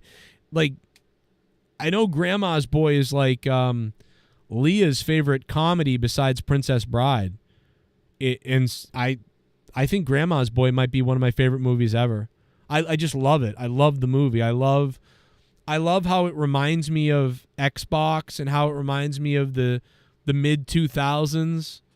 I love how it reminds me of like LAN parties. I love the comedy in it. I love the story. Like, it's just such a fun movie. I think Grandma's Boy has got to be one of my favorite movies ever. Like, if I had to go to an island, I would take Star Trek The Next Generation on DVD. The whole series. I would take Grandma's Boy. And I don't know, after that, I'm sure there's plenty of Back to the Future trilogy maybe, but like, yeah, I would definitely take those things. I could watch them all day.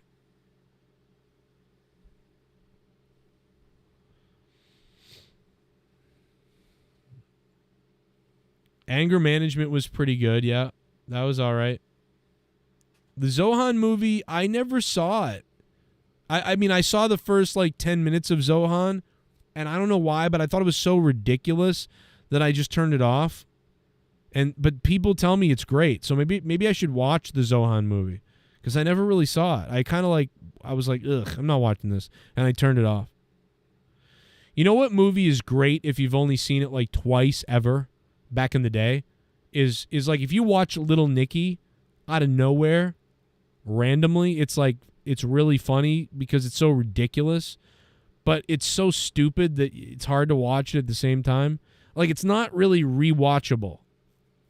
You watch Little Nicky like drunk or high, and it's really funny kind of, but if you ever watch it again in the next 5 years, you're like, this sucks, and you turn it off. That's my opinion. I don't know, maybe somebody out there loves the movie, watches every week, but I don't know.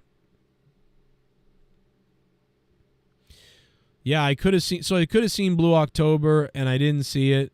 I didn't see them. So the other day I was like, I was looking I was looking online to see if they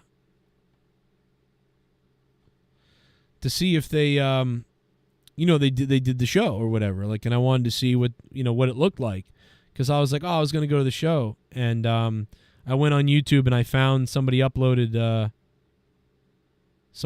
them at the Hampton Beach Casino, and I was like, oh damn, it did look like a party. God damn it. I should have gone.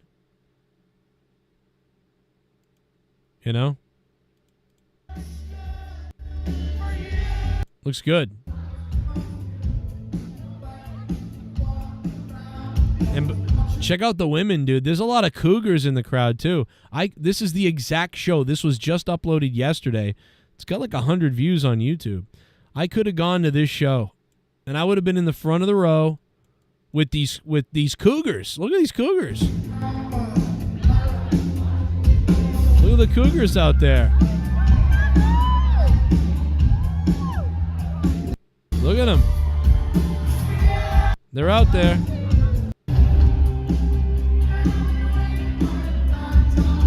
I could have been in this crowd with these cougars. Look at them dancing. Like, yeah, baby. Oh, yeah, this is the song. Oh, my. Why didn't I go?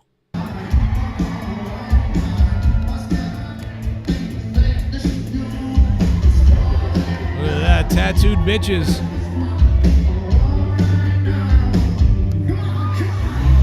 Oh, my. Girl, I'm loving all your warning signs. Oh, look at that girl right there. Look at them. All the MILFs everywhere. Look at them. Glasses. Look at all the women. Wow. This was a woman show. They got bubbles and shit. I could have been in that.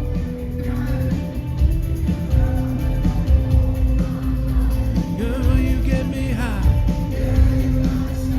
Danger. Look at this. We could have been in the bubbles. Oh, why wasn't I there? I could have been in the... Look at the glasses on her. I could have ripped off my wedding ring and said, hey. There's only one guy with a hat right there, see?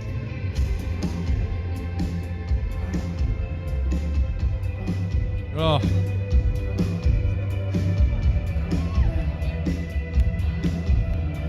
We could have had a good time.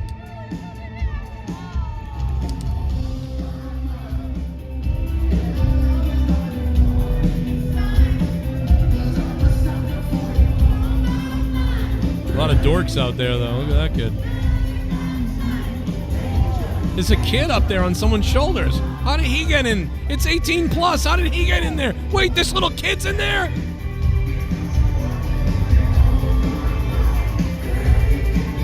Wow. I could have been there. I bet you it smelled like a yacht club in there. Look at those white people.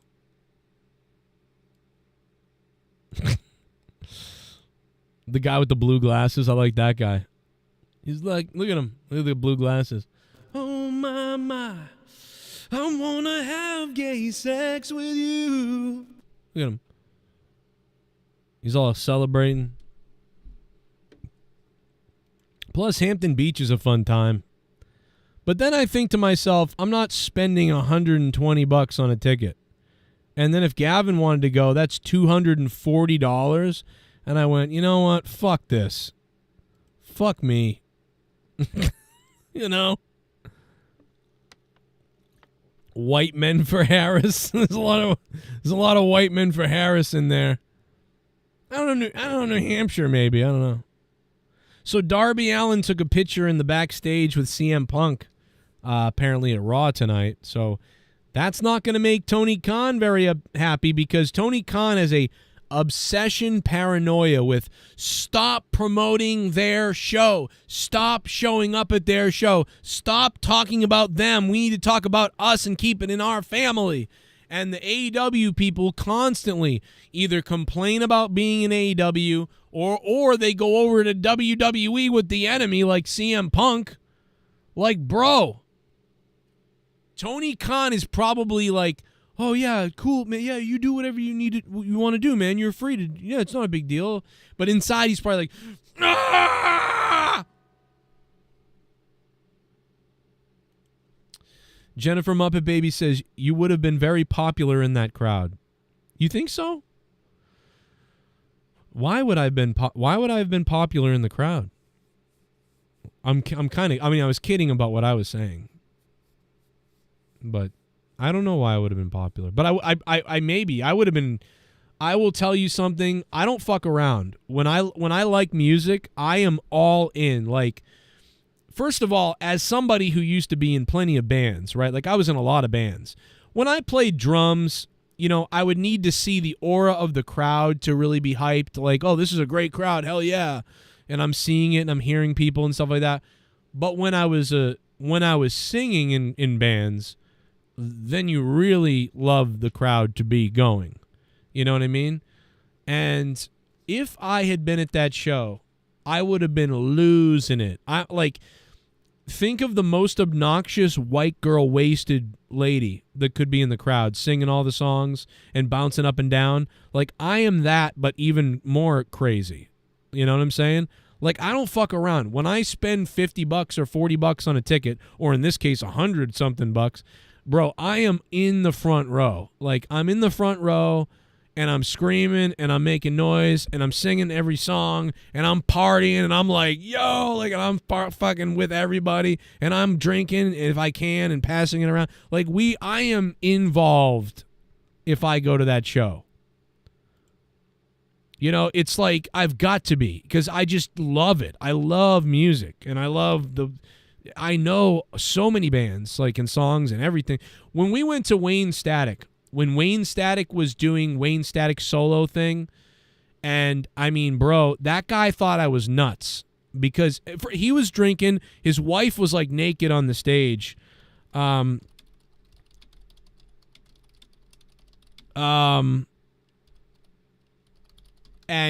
I remember him staring at me a couple of times and being like, yo, this guy's fucking crazy. Like, he almost borderline was like, what the fuck? If it wasn't for the fact that I knew the bass player, so like that I knew Brent so well, and he was like, no, that's Dan, he's crazy. I think Wayne would have been like, should we get rid of this guy? Like, he's fucking hammered or something. And I was. I mean, I'm making noise. You know what I mean? Like, it's like when The Dreaming was playing in Worcester. I mean, the Palladium is a huge fucking place. And I'm like, no, dude, I'm going to be in the front row. I'm going to be in the front row screaming every song, everything. I was there for The Dreaming, El Nino, everybody. And, like, I'm making such a scene that the fucking singer from Stabbing Westward, but I'm making such a scene that the singer sees, like, oh, that guy knows every fucking word. I'm going to run out and let him scream into the microphone. And I mean, you can hear me screaming like I'm buzzed and I'm ready to go. I mean, my voice is indistinguishable on the microphone. I am fired up, you know, and I love fucking being at a concert. Like, I am screaming into this microphone.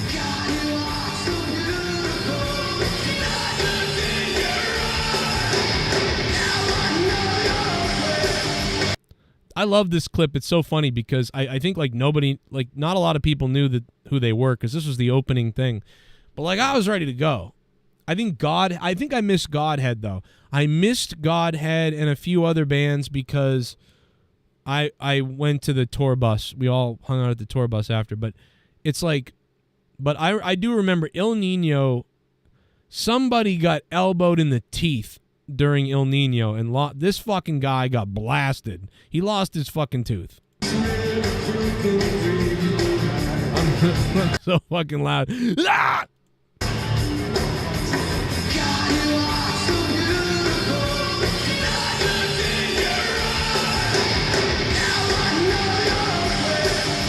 I do thank Chris Hall for coming all the way out into the crowd to give me a microphone. I did not expect I was going to get... I did not expect to be able to scream into the microphone. I did not expect that. Even as a person who did a lot of metal shows and sang a lot at metal, you know, my own shows. I just didn't expect it. But it was fun. Can you believe that clip is from 17 years ago on YouTube? Guys, look at this. This fucking clip of me screaming into that mic is from 17 years ago on YouTube, dude. What? 17 years ago. Oh my God, bro. What? I can't believe that clip hasn't been like deleted. Like it's now a defunct like thing. I remember the girl next to me got punched in the face during I think it was during that too. People were just getting lit up at that show. But like it just more let's party. You know? What's up, buddy?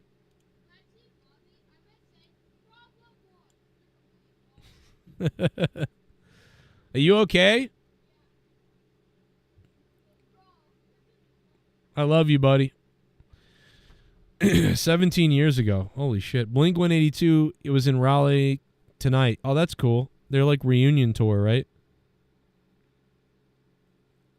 I think it was a reunion tour. Because you would have been the most... Let me see what Jennifer Muppet Baby said. Because you would have been the most masculine man there. Oh, my God. I don't know about that. I don't know if I'd be the most masculine man there. I'm a little iffy. But I don't know, maybe. I don't know. Because, you know, you get me singing Oh My with Blue October. I mean, that's not going to look very masculine. You know, I'm in the front row singing that song with a couple of beers. I don't know. I think I'm going to look just like everybody else, like a tool.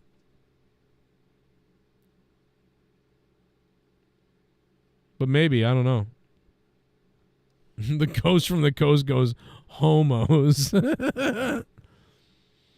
Venezuela riots right now.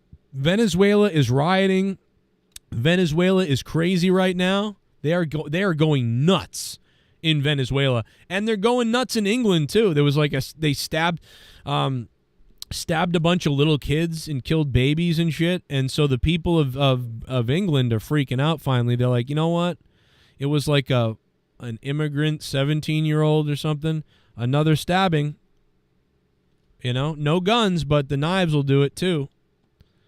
And they're just they're losing it in England. Finally, they've had enough, and they're flipping out.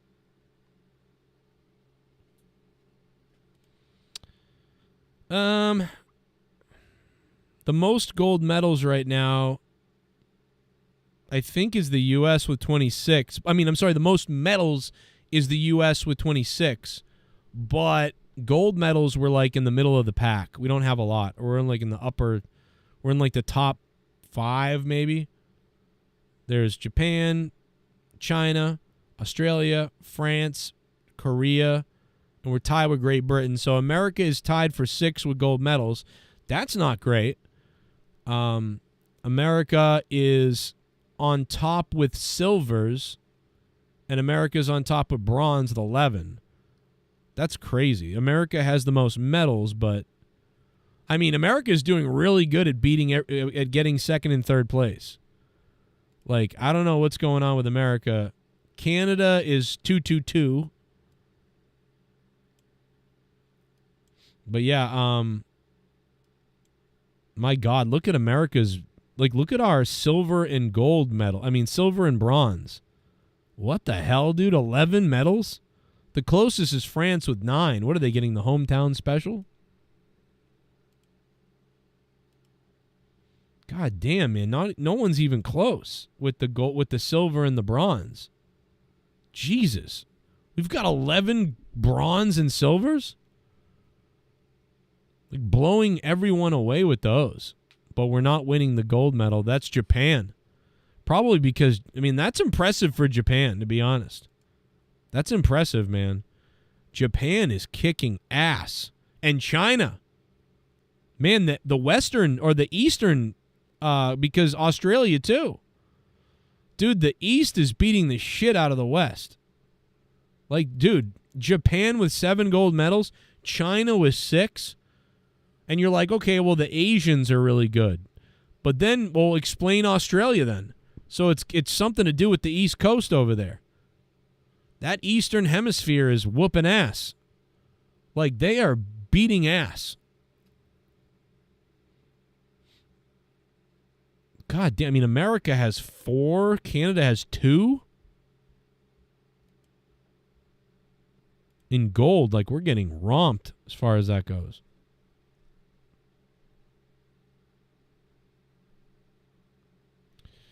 Apparently, the U.S. came in dead last in shooting in the Olympics.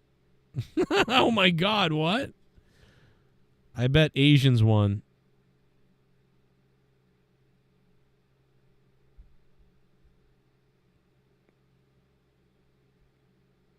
Because video games, that's why. I guarantee it was an Asian country that won that. It's because video games, dude. No one has better sight. You know, they have such great sight when it comes to sight aiming and gaming. Not driving cars, but shooting a gun pretty good.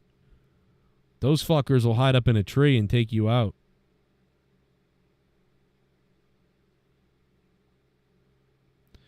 America came in dead last in shooting. Yeah. Yeah, you know what? Take down the dartboard and put a school there and we win. So how about that? Super chat party. Do you believe in Joe Hendry, Joe? Not yet, I don't. Prayesh Muhamdar Melodies. Thank you. All the way from India. It's pretty fun, the Joe Henry stuff. Hendry. It's pretty fun, but I don't fully believe in him yet.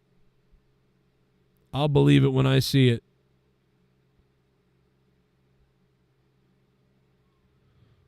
Alfredo. Come on out, you rapist! JJ Hunter got the membership. Shout out to you, man. What up, JJ? Yeah, I don't know. I'm just checking on my kids. I got my cameras on upstairs to check on my kids. See how they're doing. Because mom's at work. Oh, hey Stacks, man. Thank you so much for gifting a membership, dude. Oh, they updated it 26. 20 overall medals, not 26, so.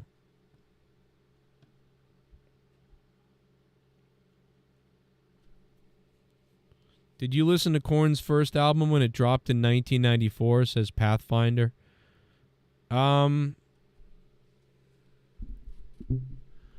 I first heard Korn in 1995.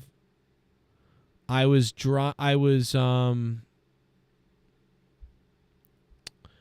picked up.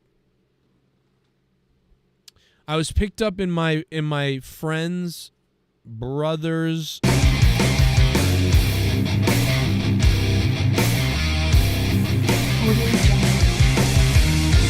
plan the spot all day. Oh my God! I want you to jam it in. Oh my God! Oh, it's in your bunghole. Oh, it's in your bunghole. I want it jammed in my bunghole. Oh my God! Oh, it's in your bunghole. Audio Jungle. Welsh, where are you, pussy? Also, fuck Jews, lol. Oh my God! No! Oh no! Shalom! The ghost from the coast. $100. Oh my God, baby! I can't believe I'm seeing a Hyundai bomb. Come and get some of this, God! Oh my God! I want a piece of the menorah men! Oh my God, the ghost from the coast, baby! Oh my God. Play the ghost song, baby. Play the goat. He's the goat.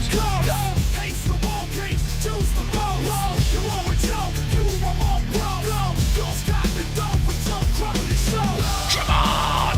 Come on. Come on. Motherfucker, come on. What?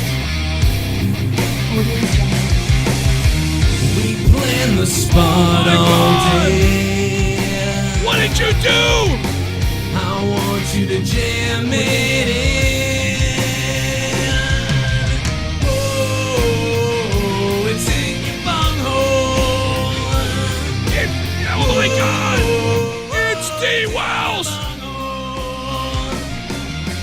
I want it jammed in my bunghole. D. Wells didn't waste a damn second!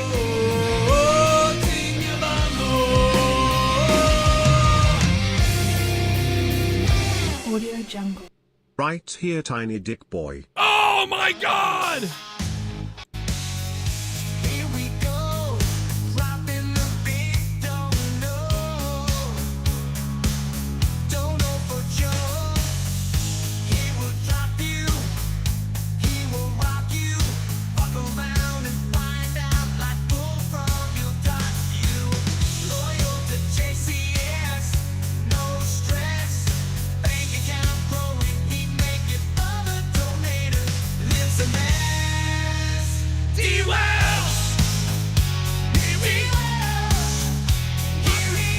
go, watch it go. D-Wells! Oh! I don't believe it! Oh my God, this was a quiet night. Here we go, But now it's a rock and roll night. I don't believe that, man. Ghost from the Coast came out of nowhere. Silent. Ghost, thank you so much, bro. And then he gets fucking erased within like 3 seconds. Holy shit. The Ghost from the Coast gets bumped off in like record time. D. Welsh, tiny dick boy. What the fuck? Oh my God. All right, let's get him on the board. There's a board now. There really wasn't earlier, but now there is. Now the board's on fire. We'll give him blue. Welsh will give you blue. Look at that. D. Welsh. Holy shit. This board was clean, and now there's something going on. Let me try to fix this a little bit. There we go. Oh! Oh my God, I almost knocked over a whole bottle of water. D. Welsh, baby. Oh, look at this. Ghost from the Coast is talking shit. Gotta wait for daddy, huh, Welsh? Pussy mouth. They're going at it, bro. We just started on the donos out of nowhere. That was crazy. Yo, Welsh. Thank you, bro. Thank you to Ghost and Welsh who are calling everybody out. Holy Christ, man. Thank you. Thank you guys so much, bro. Thank you very much. You guys are awesome. That's fucking awesome, bro. Holy shit. Out of nowhere, a couple Hundy bombs drop. Anyway, what was I saying? I'm sorry. I know that there was something I was talking about. Man, shout out to D. Welsh and Ghost from the Coast. D. Welsh topping him by $1. Yeah, I was in my friend's IROC Z. We were in my friend's brother's IROC Z. He was probably 17 or 18 years old, and we were probably 10 and 11 years old or something. And we were driving down to the corner store, and the guy popped in corn. And he was like, yo, he's like, hey, you want it? He didn't say yo because nobody talked like that back then, but he was like, you guys want to hear something really badass or whatever? And you know, he usually listened to like Guns N' Roses and shit like that. but he popped on Korn, and I heard it and was like, what the hell was that? And I was like, that is so dark and weird. I think I kind of thought these things but didn't really know what to think. And I was like, wow, that's pretty cool. And it wasn't until a couple of months later that I finally like found Korn again. I remembered what it was that he had shown us. I couldn't remember what it was called or whatever. And I got a hold of the CD. And that's when I started listening. So about 90, probably somewhere midway through 95 or so.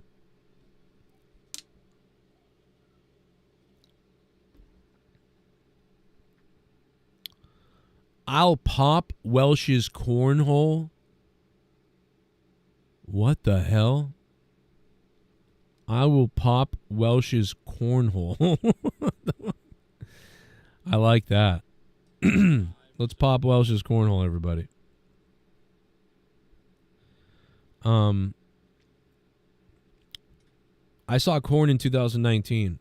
Okay. Yeah, no, I saw Korn in 2000. Then I saw them in 2002. Then I think I saw them in 2005. And then that was it. So I saw them 3 times. I've seen a lot of bands. You know, I was thinking about it the other day, like, I really have seen a lot of bands. I've been really lucky that I've been able to see so many bands. I've seen 9 Inch Nails 4 times. I've seen Typo Negative 3 times. I saw Tool a couple of times. I've seen Aerosmith. I saw Bob Dylan. I saw the Beach Boys. I saw Jimmy Buffett. I saw Nothing Face, System of a Down, Slipknot, Pantera, Metallica a couple of times, Kid Rock,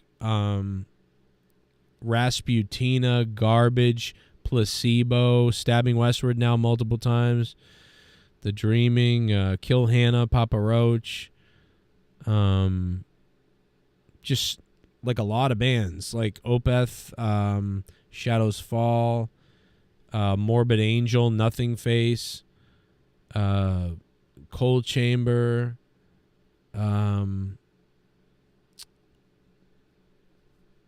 God, I mean, Hatebreed. There's so many. There's way more. I'm like forgetting lots of bands. So many bands. So many bands. I've seen so many. Joe, did you say he was popping corn in the car? Mr. Pico, that's like that's an always nerdy shit that you just said, bro. Like, dude, you should time yourself out for saying that. Like, I don't know. That was an always nerdy type of comment right there. Okay. Limp Bizkit open for Korn. I never saw. I've actually never seen. I never saw Limp Bizkit. I never saw. You know what? I never saw Marilyn Manson, which is crazy. And I never saw the Deftones. I have seen System of a Down. I never saw Guns N' Roses. There's other people that I can't think of either. I saw that tour. So Godhead, El Nino. Somebody else was on that tour too.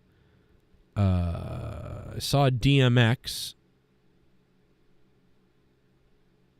And who else? I feel like I've named a lot of bands. I've seen the Dresden Dolls. I've seen no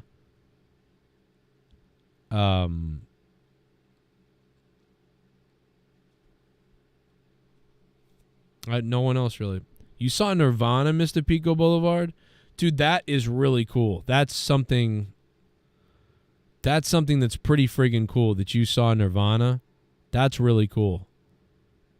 Like, I feel so lucky that I saw Typo Negative so many times because you would kill to see, Typo Negative. A lot of people that started listening to Typo Negative in like 2003, 4, 5, 6, 7, they might not have gotten to see them live yet, and then they were thinking about seeing them at some point, and then Peter Steele died. So I feel like Typo Negative is a band that I'm very lucky to have seen them, because it's so unique. I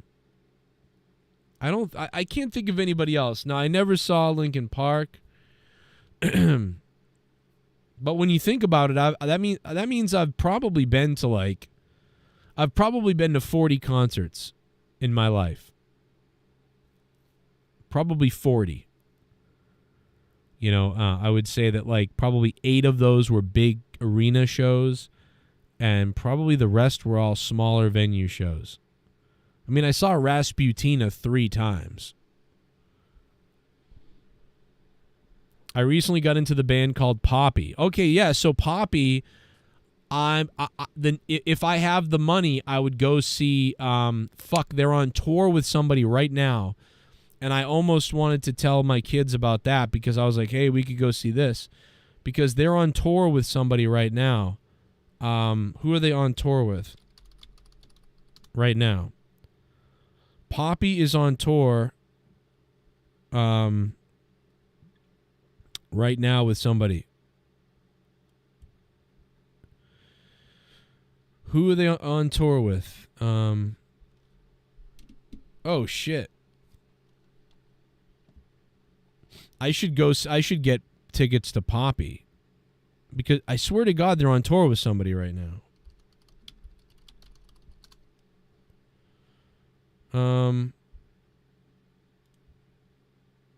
God damn it, she's on tour with somebody.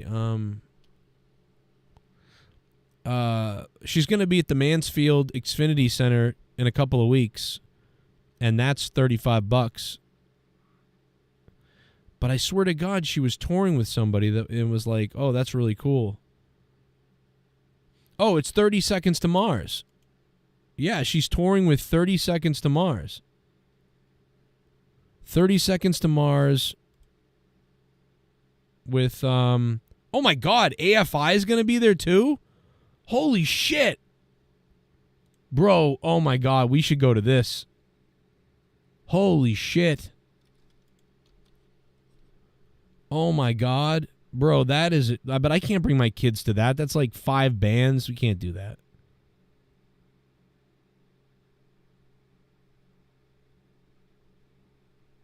Wow. That's crazy.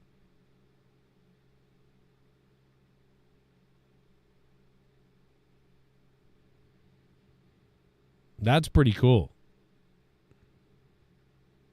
I bet your front row tickets are probably a lot, though. Let's check it out. The Pit. Oh, my God. Oh, my God. $600. Oh, that's a VIP. Get Up Kid VIP package. What does that mean? You get jerked off by Davey Havoc or whatever? Does he jerk you off if you buy that? What are these tickets? $287. Oh, my God, bro. You'd be on the lawn. The lawn is up here. You know what I mean, where it's like sand and you can barely see the band at all? Way in the far back. $115. Oh, my God, we are not going. Never mind. Holy fuck. It said $35 that it starts at. What the fuck for that? Like, what are you talking about? $115 to sit on the lawn in the far back of death. It sounds terrible back there. I hate that. In an amphitheater outside with the way it goes up and out into the world, you want to be underneath in the middle somewhere. It sounds the best in the middle. But if you sit on the sand back there, man, I saw Aerosmith one time and I was like, man, I can barely hear shit the right way. God damn. I wouldn't even be able to buy a solo ticket to see that. Holy shit.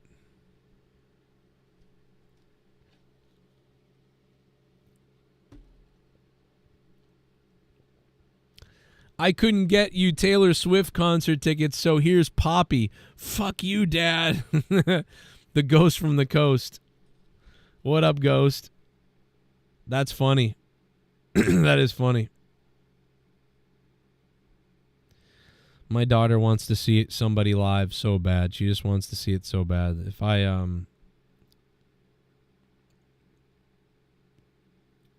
It's going to be raucous out there, too, in that place. A lot of drunk fuckery. She wants to go so bad, though. She probably does like Poppy. Doesn't Poppy do a cover of All the Things She Says? Which is like a Stabbing Westward-esque type of thing written by the guy. That's pretty cool.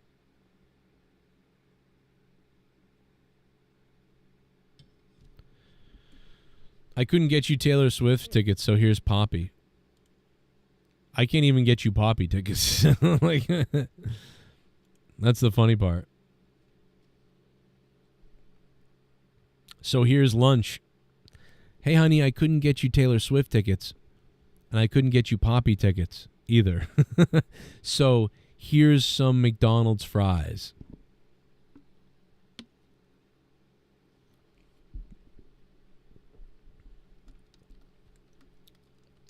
D. Welsh on top. What up, JJ Hunter? 30 Seconds to Mars would be cool.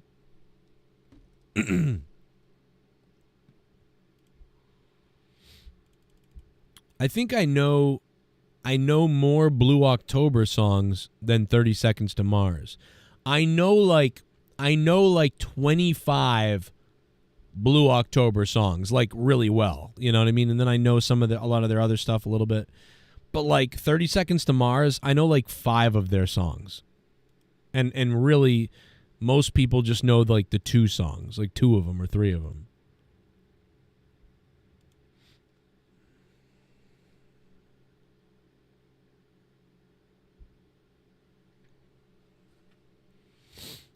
Breaking news, according to D. Welsh via Barack Ravid on Twitter, Hamas says the leader of its political bureau, Ismail Haniyeh, was assassinated in an Israel airstrike on his house in Tehran. Hamas says the head of its political bureau.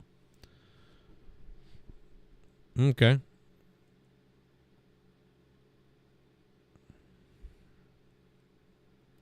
So a terrorist was killed? I mean, terrorist leader was killed.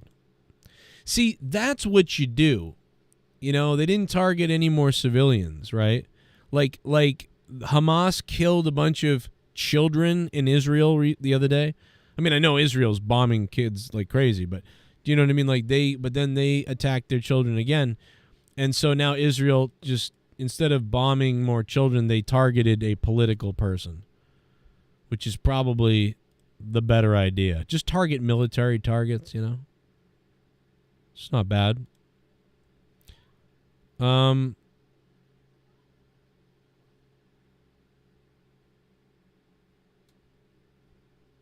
Is there any other news going on?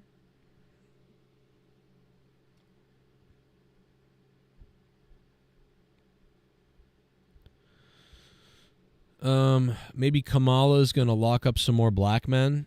Maybe. The Indian side of her will tell her to do that, yeah.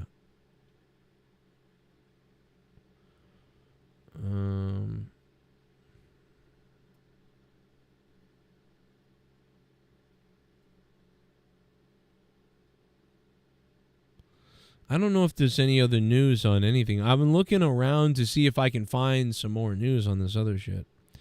I did see that some of the men, the transgender men boxers who are women, I guess, I don't know, they're boxing women, and these men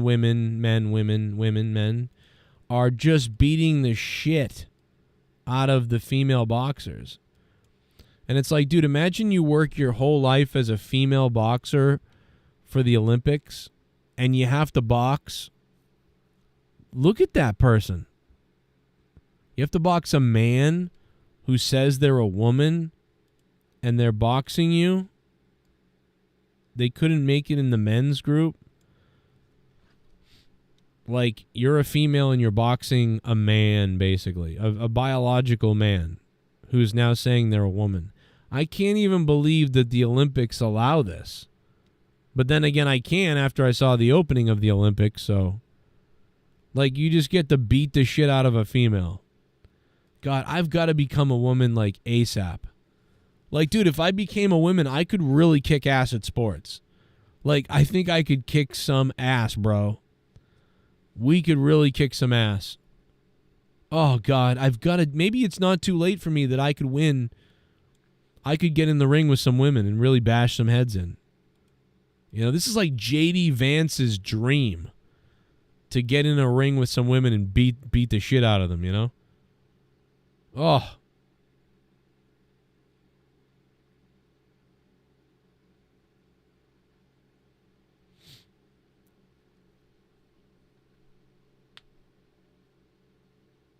I don't know.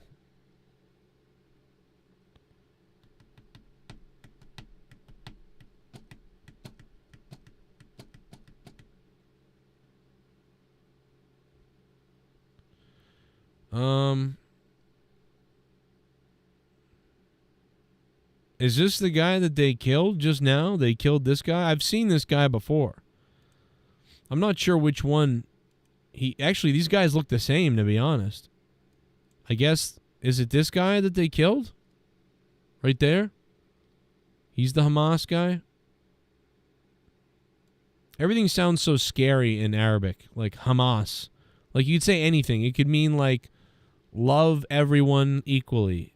And if you said it in, like, Hakbahala, like, you'd be like, oh my God, did you just say you're going to cut my kid's eyeballs out? No, I said, may love be with you. Oh, okay. But it all just sounds terrifying. It's like when in Germany in the World War II, if you came across a Nazi, they're like, Schleifen, Kleiven, gone. And you're like, oh my God, did he just say he's going to cut our heads off? No, he said, are you okay? Do you need food? Oh. You know, it's like Arabic and German is terrifying to Americans. Like, it never won't be. It's always going to be Klackenstein wenn unter Vergestalt. You're like, oh my God, he's going to cut my pee-pee off and then stab me in the throat. No, I said, what is that smell? You know? Oh, what? And then, like, in Arabic, it's terrifying. You'll be like, oh, hi, how you doing? And the guy's like, and you're like, oh my God, please don't kill me. And he's like, and they're like, no, he just asked you if you need him to run and get you a blanket. Are you cold? Oh my God. Like, it all sounds terrifying. Like, it doesn't matter what it is. It is it's the guy on the far left. Oh, okay. Damn. He was assassinated and killed in Iran. A statement by the Revolutionary Guards. Alrighty. There's more destruction and death going on everywhere. It's terrible everywhere. Just like the whole world is nuts right now. Stabbings and shootings and murders. And we knew it was going to get crazy. And it's going to get crazier. Du hast Americans. You hate Americans? Don't mind if I do. What's my name? Oh, hey, Stacks Monet. It's a whole new game. Duncachino. You want creamy goodness? I'm your friend. Say hello to my Chocolate blend. The Boogie 2988 song is going to go viral. Drew is praying for it and he has good track record. Drew is praying for it. Which Drew? What do you mean? Yeah, I made a song. I didn't put it up on this channel, the Boogie 2988 song. But I did put it up on my Corrupted channel. And it's not going viral, but it's like doing, I mean, it's okay. It's got 2,000 views. Thank you, Haystacks Monet.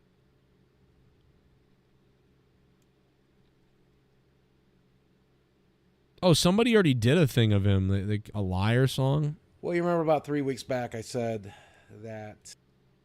Well, the good news is it might just give me a stroke or a heart attack. You can go to hell. Just come clean and be honest. We won't ever judge, but if you keep on lying, we'll pull the Bro, did they copy me? Did they literally copy what I did? They put this video up the same day I put my video up. I literally think they copied what I did. It's a country song, too. Wait a minute. Who uploaded their video first? Because I didn't see this before. July 26. I put mine up. I hate being alive. I'm so much fun. I put mine up on July 26. I did not know they did one, and do they know that I did one? They officially released something. You fat motherfucker, just tell the truth. Boogie, please, just tell the truth.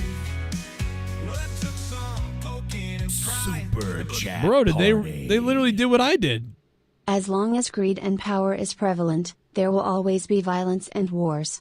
And most humans love greed and power for themselves. Yeah, greed and power will do it, no doubt about it. Greed and power will do it. Prayish Muhamdar.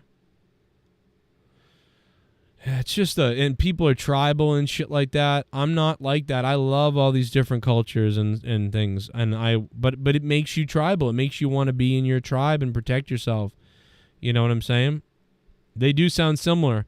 I mean, my former co-host does do a show with him and does do that podcast with him, so maybe my former co-host and me are thinking the same way. Fucking pain. I can't fucking stand it anymore. I can't fucking stand this. I can't fucking stand this. I've ruined my fucking life. I just want to be over. I'm in so much pain. I'm in so much pain. I'm in so much pain. I'm in tremendous pain. I'm in tremendous pain. Help me, help me, help me. I'm in so much pain. I'm in so much pain. I'm in so much pain. Yes, my mother twisted my apples. That's part of the abuse. I think mine's funnier, maybe. But they definitely did the exact same thing. Either we had the same idea, because I didn't see theirs and then think I'm going to do that. I was like right away like, I'm going to do this. This is funny if it was a song. So I don't know if they copied me, I copied them, or if they did it anyway and we all just thought of the same shit. I mean, it's not really that hard to think, let me put a song to this. It's not that really hard. I'm sure that they probably did it first, but maybe not. I don't know. But yeah. Makes me think of back in the day when me and Tommy C would act crazy on Monetize This. You got 150,000 views on a post you did about Jews. You're going to get fucking murdered by the Small Hat Secret Service ghost from the coast. The Small Hat Secret Service is going to come get you. I'm in tremendous pain. I'm in so much pain. My voice has been really fucked up recently. I'm in so much pain. Can't even hit stuff. Yeah, I don't know. I would probably be wrapping it up in a few, I suppose.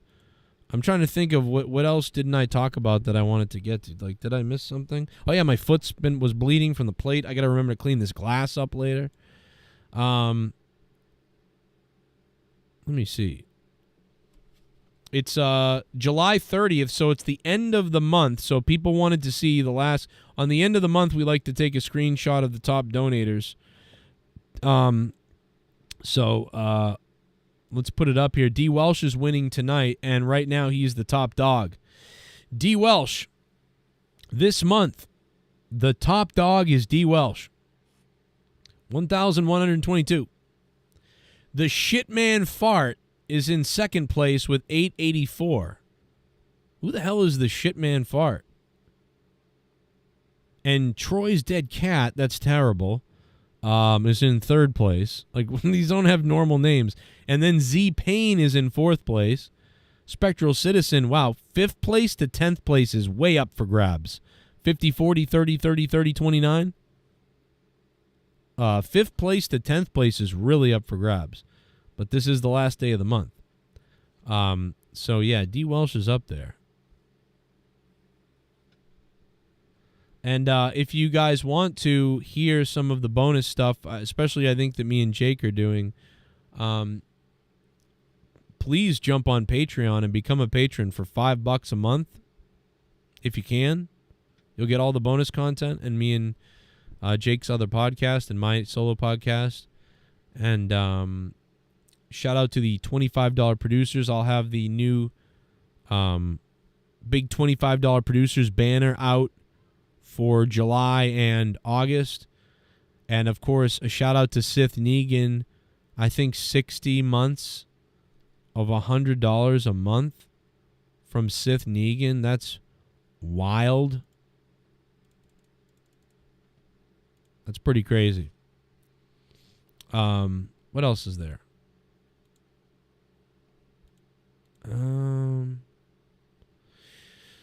Oh, it could be Huge Boner. No, Ghost is the cat one. So maybe Huge Boner must be the Brett the Shitman Fart. I didn't know that. Has Ghost always been, or has Huge Boner always been Brett the Shitman Fart, or is that a different name? Or is that just a coincidence he made that name?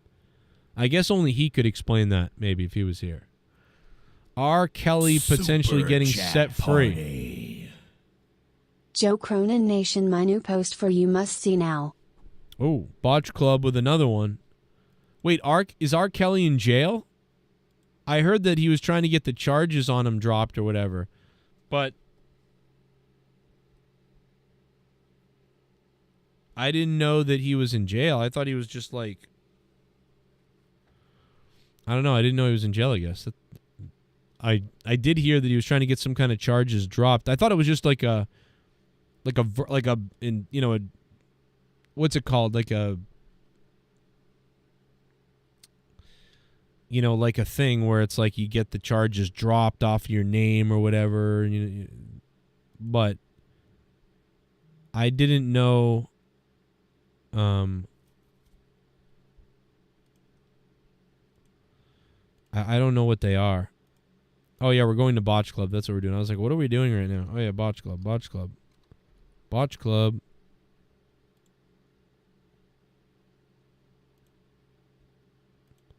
Oh, boy, I already know where this is going. You think Bret Hart is whacked off to the Neidhart sisters? Jesus. Whipped cream. Hold on.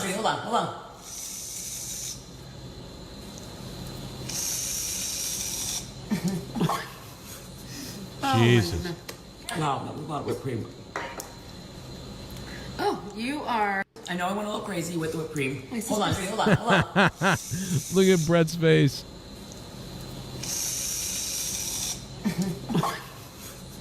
Oh my goodness. Wow, a lot of whipped cream. Oh, you are. I know I went a little crazy with the whipped cream. Hold on.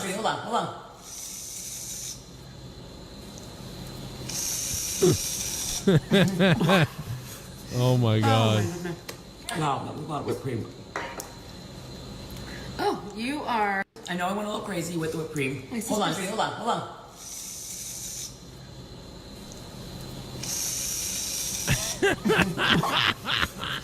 Oh my goodness. Wow, a lot of whipped cream. Well, I'd love to put some whipped cream on you both. Oh, you are. I know I went a little crazy with the whipped cream. Hold on.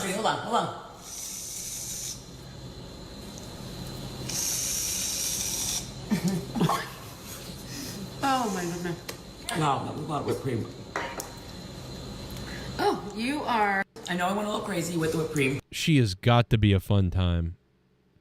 She has got to be a fun time.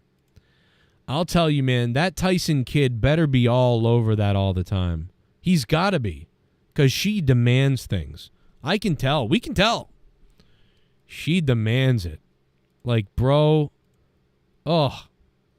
you got money that you really don't have to do much. I mean, I don't know if they do or not, but I'm assuming they've got some dough. I mean, I would just be fornicating all the time. That's all it would be. It would just be like, yo, you want it here, there, let's all day, then wine, then do it again. Like, what? Let's go. I'll come in as the pool cleaner, whatever you want. Let's do it all. Let's do everything.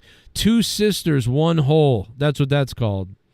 Two sisters, one hole. God damn, man.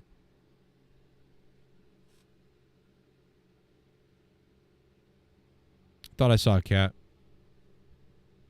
Tell him to, like, watch out for the glass on the floor. Almost 80,000 followers on Botch Club. Go follow Botch Club, guys. Trust me, you don't want to miss it. Natty is boring. Man, she don't look boring at home. Natty looks like she will slurp, gobble, and jingle bell rock you. Like, I think she looks like a pretty fun time at home. It's all hot tubs and wine and whipped cream and spankings going on there. Like, it is crazy. And I'm there for it. Aren't you? Wouldn't you be? You'd be like, let's go. Oh my God, bro. That looks like. Let me take a quick break for a second here to fix my headphones. And while I do that, we can listen to a little bit of tennis. Racket Jones.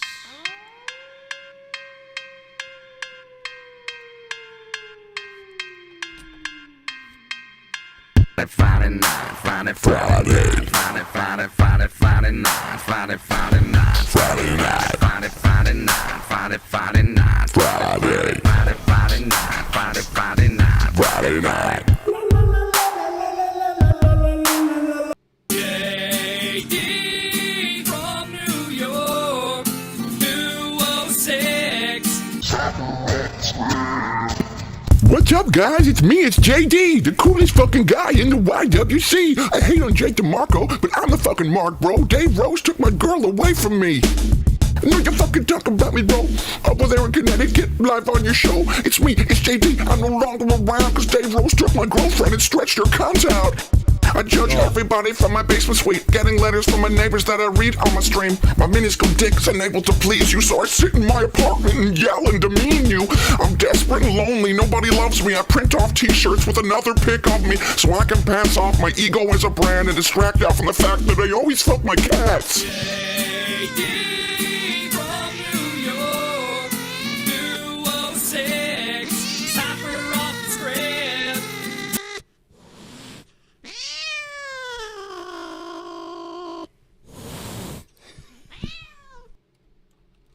It's time to play with your grundle.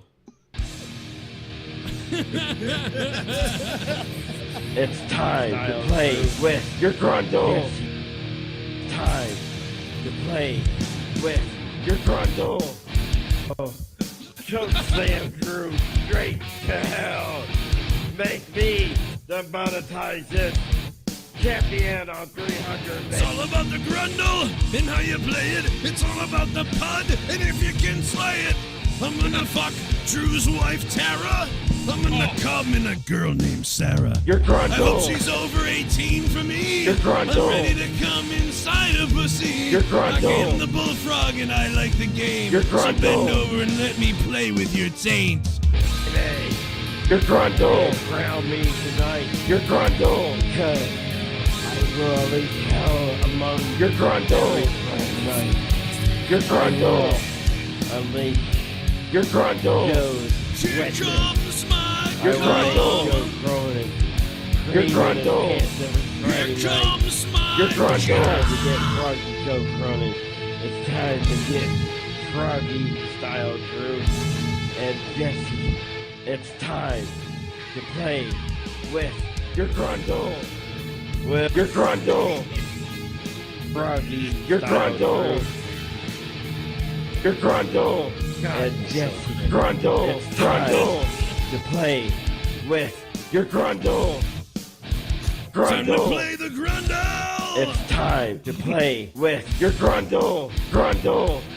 It's all about the grundle and how you play it. It's all about the grundle and if you can slay it. I want a grundle in my mouth. I want a grundle and I want to go south. It's time to play with your grundle.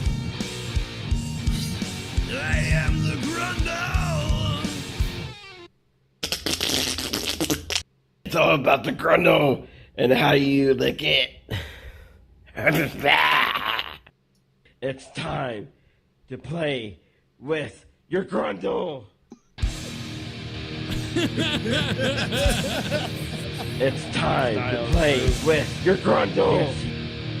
Time to play with your grundle. Oh, choke slam crew straight to hell.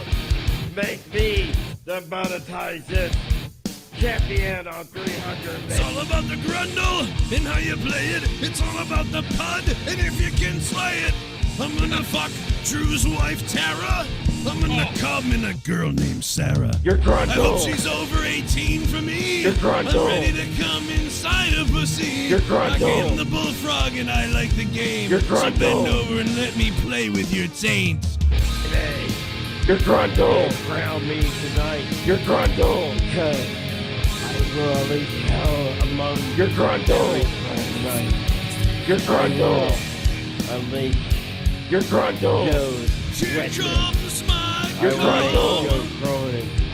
Your grundle. Here comes my Your grundle. It's time to get Rugby Cronin. It's time.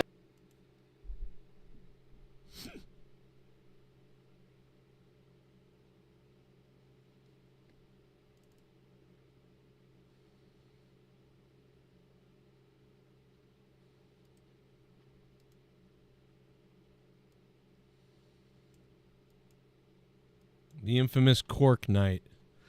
The night that we popped off the champagne for the first live stream with the setup here. When we first moved in, I barely had anything set up right. But we popped that champagne, and then it gave us a headache. I remember that. Gave me a nice big headache. That was fun. I don't know why that picture cracks me up, because Leah looks miserable. She looks like, "The fucking get me out of here." That's what she looked like there. Like, what is this? I had to go get a water. Fucking dying.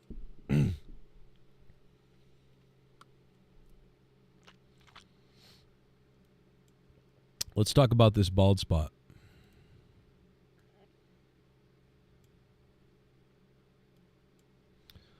Let's talk about that bald spot.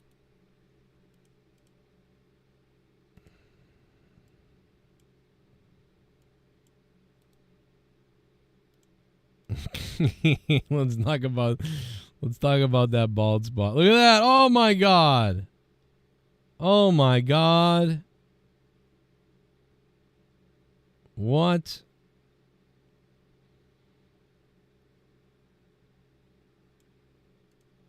Get off of that chair. This guy needs to steal your chair so he can hit somebody with it. Look at me running away, too, as he steals the chair from me. I mean, I was running. That bald spot, though, that's fire.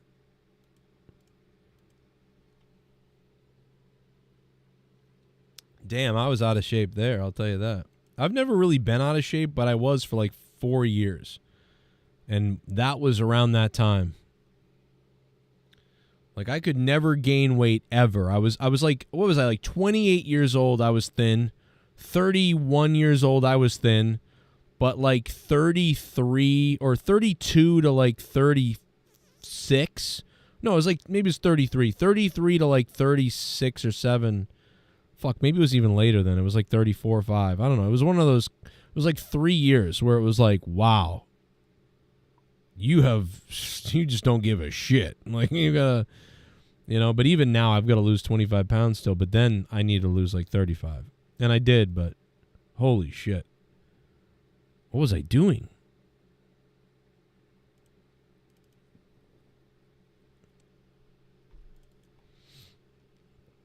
That's funny.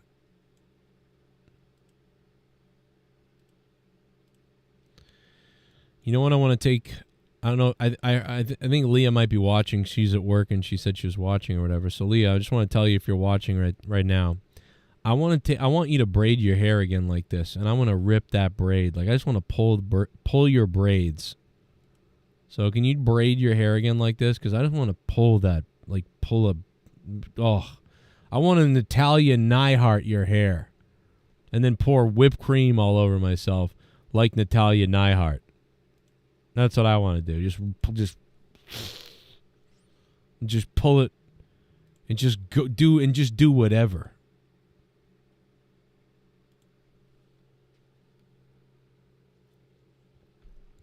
Who's on the left? She's fine. Who are we talking about? Here? Who are we talking about? I don't even remember the pictures we just showed. Oh. Is he talking about my wife? Grizzly Bear? Talking about my wife? Oh, it must have been Leah. She was in the picture.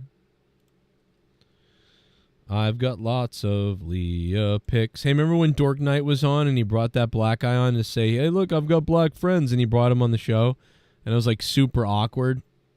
That was bizarre. I just saw that. What a weird fucker. This. We got to get Dork Knight back on the show. Well, here's me creeping on my wife at the supermarket. We were at the supermarket and we were picking stuff out. And I was following Leah around the supermarket, just videoing her and like saying crazy shit to her in the supermarket. And she's like, will you fucking leave me alone already? So I was driving her nuts in the supermarket. But I loved her hair here. I felt like Leah was going like White Snake video or something here. You know? Like, pour some sugar on me. Like, I was like, can you get on a car or something? Like, that's all we need next. That was a funny night. A funny day, rather. The video's funny. I wish I could find the video, because the video's really fucked. I'm following around. I'm like, how did you put up with this? Like, we were shopping for like 40 minutes, and I was just a prick. And it was just, dude, I was being such a weirdo. Fuck. I think I was like playing with the piñatas too. They had piñatas, which I had never seen at that Stop and Shop, and I was like, can we get a piñata? I really wanted a piñata. Botch Club, you are so close to 80,000 followers on Instagram. We need, you know what we need to do is we got to get Botch Club to fucking, we should be paying Botch Club to advertise this show. Like, I've said this before, but Botch Club is so much more well off than me right now. I should be paying Botch Club, like, to make me a meme or something, to like somehow find a clip of me where I'm like, you know how he uses repetitive things over and over again? Like, find a clip of me being like, wow, or something like that. And then like clip that into a bunch of the videos. When somebody breaks their leg, it's me going, wow. But like make sure that it says Joe Cronin Show on my shirt or something, so that all these people will always see that and be like, I love that fucking thing. Wow. Like, it's like stupid. But then like they're like, what is that? And then they look me up. And then it's great cross promotion. I've got to work on that with Botch Club, because his shit's taken off. It's so good. If you're not following Botch Club, get over there and follow Botch Club, because it's fire. Pillman with a gun. Meets Pillman! Oh my god. 9mm Glock! Oh my god. I'm gonna blast his shirt straight to hell! Meets Pillman! Oh my god. 9mm Glock! You know what would have been great if Pillman had said, in Pillman 911 says, I'll shoot you dead, like, or something like that. Oh no, this was before the King of the Ring though, wasn't it? Or no, this is after the King of the Ring. I think. Yeah, it's after the King of the Ring. So, I think. So, it would have been great if Pillman was like, Pillman 911 says, I'll shoot you, you son of a bitch. Oh my god. I'm gonna blast his shirt straight to hell! Meets Pillman! Oh my god. 9mm. This was so good though, because he was yelling before this, like, and he was, you know, threatening Steve, and they're sitting there, and that gun comes out of nowhere. Like, you don't. It's so good because the gun comes out of nowhere, and as soon as it comes out of nowhere, he cocks it, and then I think you hear Kevin Kelly, it might be, go, oh my god. Like, and dude, if you have not watched this entire thing play out, go find, well, I guess you could find the edited version, but like all of the segments of Kevin Kelly at the house, Kevin Kelly is plays it like such a scared nerd guy that it's so funny because he's like, Pillman, clock, and then he clocks the thing, and Kevin Kelly goes, oh my God.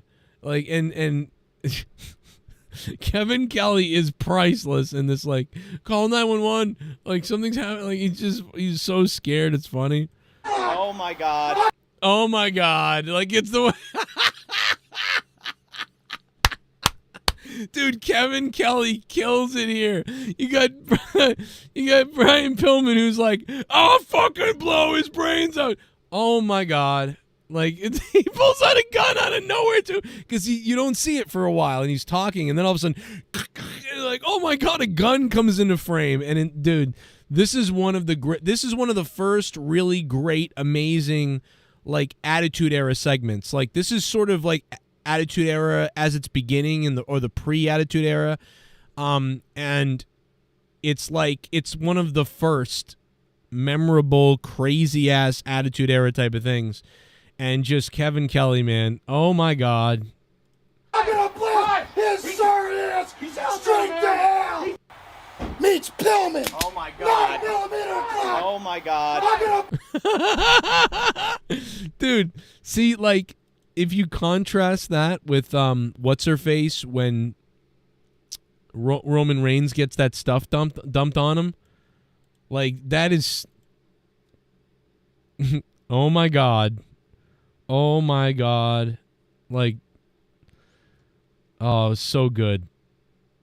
So good by everybody, really, by everybody. It was so good by everybody. Pillman was great, but I mean, Kevin Kelly's subtle. It just shows you what a commentator and what an announcer and how much it means to have Kevin Kelly being like, oh my God.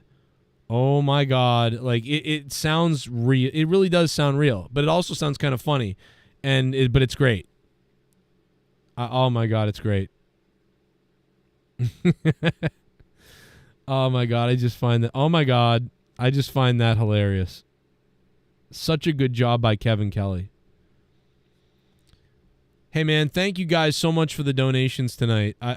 Thank you so much, man. I did not, I was, coming on here, to do my best. You're the best. Losers always whine about their best. Winners go home and fuck the prom queen. Haystacks Monet dropped 1984 a couple of times. Triple M, D Welsh earlier, Jennifer Muppet Baby, Danny MT, and then Prayesh Muhamdar. Haystacks Monet dropped some biggies. Spectral Citizen dropped a 50 bomb. And then, D Welsh, Ghost from the Coast, got the bombs rolling after Spectral Citizen. So, guys, thank you so much, man. I really, really appreciate it. Thank you very, very much for dropping the big ones on me tonight. Gold guns are very attractive. Okay. Interesting. Some kind of Glock or like 45 or something. I don't know guns. Was it like a 45 or I don't know. I don't fucking know guns, man. Probably going to need one soon. The new Deadpool was amazing. Yeah, dude, I want to see it. Actually, maybe I can see it now. I don't know, though, dude. It's hard to pick going to see a movie right now when I really need money. I'm trying to save, and I'm trying to, like, literally, like, I'm eating ramen noodles and macaroni. Like, I am trying not to eat shit and to buy shit and to do anything. Like, it's going to be really close come mortgage time. I am not buying shit. But yeah, I would, if I can make it to Deadpool, I will, maybe. If I had the money, I would have seen it a day ago. Let's see. What am I looking at? What did you send me, John? What is this? Fuck.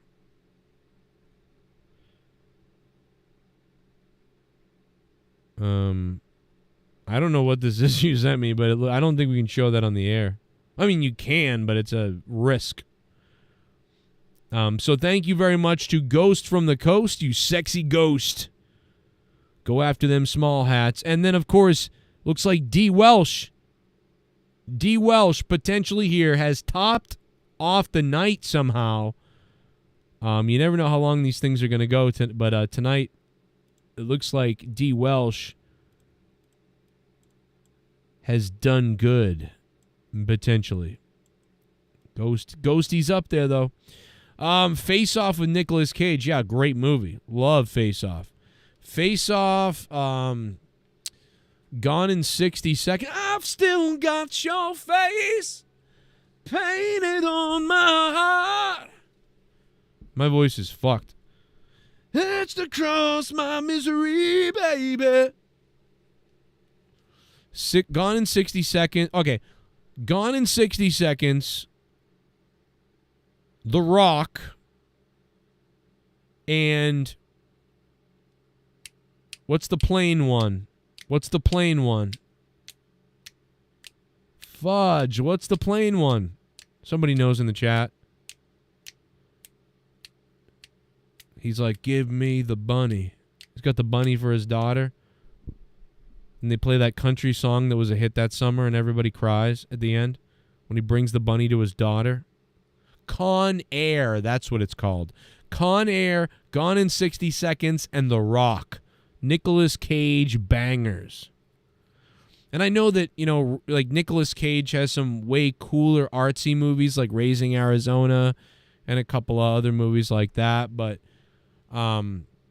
yeah, I love those three movies are the action Nicolas Cage shit that I'm there for. I love Kick-Ass too, dude. When in Kick-Ass, when he's tied up and they've got him tied up and his daughter has to help save him and he's like screaming the commands to her. Dude, I was in the theater and I remember thinking that I'm watching the most retarded movie, but like the more the movie kept going, the more I was laughing at how ridiculous, retarded Kick-Ass was. And by the point where Kick-Ass or Hit Girl, where Hit Girl has to rescue him, and he's like screaming the commands to her, it's like, execute number 75! Like, and she's like fucking blowing shit up. Like, dude, I was fucking like, I was having like a friggin' heart attack in the theater, dude. People probably thought I was nuts. Like, I was like flailing up and back and forth in the seat, like, like I was dying. It was so retarded. Like, but awesome. Like, and I was losing it. These people, I mean, people were kind of laughing in the theater and enjoying it, I feel like, but what was his name in the movie? It was like Hit Girl and he's like Big Daddy or something. I don't fucking know. It's just so weird, man. It's just great though. Like I'm so angry. I'm honestly pissed off that we didn't get more of those two together because it was really funny.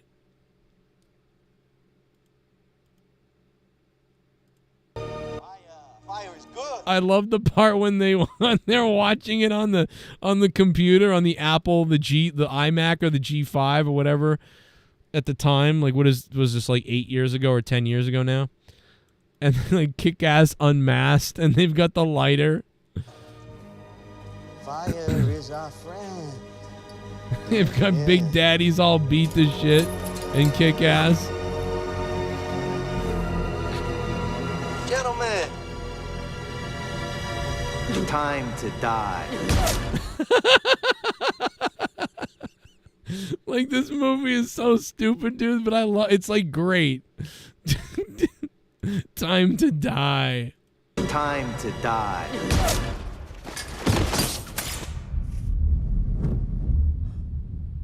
What the? And everyone's watching this? Oh my god, the infrared.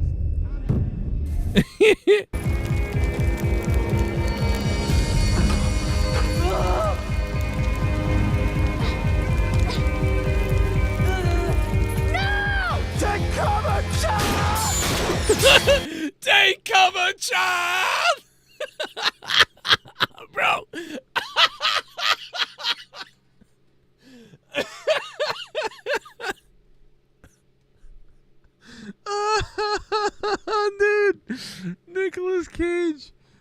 Oh, God. Oh, my God, bro. He's just so bizarre. And it's great. Take cover, child.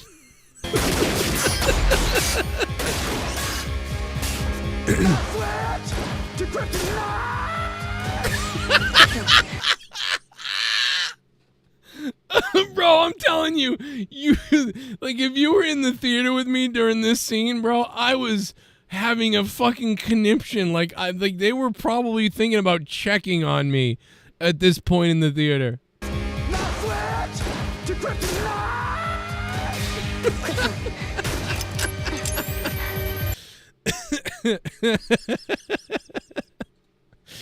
Oh my God, bro.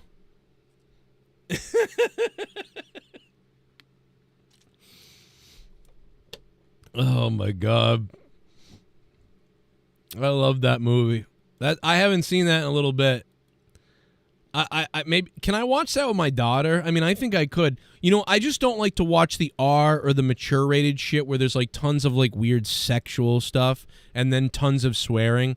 But like I'll let my daughter watch things that are like horror and like, you know, things that are R action things. I'm trying to think of, but there's probably a lot of like I don't mind the C word, like that's not a problem, but like I think I don't know if there's a lot of like suck this cock, like I don't know if there's a lot of weird shit, naked people. I don't remember. I don't think there is, but there might be some like genitalia references and stuff. But I don't know if I could watch that with my 10-year-old. But what else is there? Oh yeah, so I want to watch that. I think I should watch that and then Django Unchained. I think I'll back to back. Watch Kick-Ass and Django Unchained. Probably Django first, because Django's a little bit dark but funny but awesome. But then when it's over, then probably Kick-Ass would be a real fun thing to like unwind to that. Oh, Channing Tatum in the first, the other scene that I lost my mind was probably there's a couple of things. Superbad, I lost my mind in the theater a couple of times during Superbad. I lost it. And then I think I lost it during 21 Jump Street. When they did the drug scene in 21 Jump Street and Channing Tatum was in the band and he dove through the cymbal. Dude, when he dove through the gong and he was like, this is fucking, he throws himself through the gong. I think that's where I snapped in the theater, like uncontrollably lost my mind. That is like a mega funny scene. I also lost my mind during Wolf of Wall Street when the Ludes, the Ludes, when the Ludes kicked in on Jordan Belfort when he's on the phone, like talking to his detective lawyer or friend or whatever, and suddenly they kicked in and he fucking fell down the stairs like a slug to get back into the car or whatever. Dude, that I lost it. That was so well done that I cried in the theater at that scene. It was that Superbad, and then the drug scene in 21 Jump Street. I would say like there's some really funny, like those are some of the last comedies or things that made me crack up. Yeah, That's My Boy. Actually, I died laughing in That's My Boy when he scales the green monster at the end of the movie. When he crawls all the way up the fucking green monster and falls over on the other side and almost breaks his arm. And then he's like, you climb the whole thing? There's a door right there. Like when there's a door. I don't know why. I mean, that movie has a lot of funny parts in it too. But that ending was great. You know, sometimes in comedy movies, the ending isn't very good because it's just sort of like trying to wrap up a story to make it make sense in a way. Like, there's a theme to the movie, and it's this in the story. The guy gets the girl. The guy gets the video game to work. The guy gets his house back or whatever. And they just sort of have to, like, tie it up, and it's not that funny. So, like, the last 20 minutes of the movie isn't that funny. And you almost get bored in the last 20 minutes of a comedy, even a good comedy sometimes, because you're just like, oh, I don't really care about the serious part. But they had to try to make it, like, mean something. But That's My Boy was, if I remember, was pretty good at the end, because there's the rush to get to the thing, and the Vanilla Ice is funny, and then at the very end, when it's like almost over, then you get the Dr. Chocola fucking Grandma's Boy cameo, where he's like, fucking white people, or whatever he says. Like, I don't know what he says. It's something like that. That dude, or maybe he doesn't say that. Maybe that's from Grandma's Boy. I don't remember. No, that's in That's My Boy. That killed me too. That was really funny to me. Like, I lost it. So, yeah, there's like, and just the idea that Vanilla Ice is randomly in that movie is funny. Is this the part? I gotta watch that again too.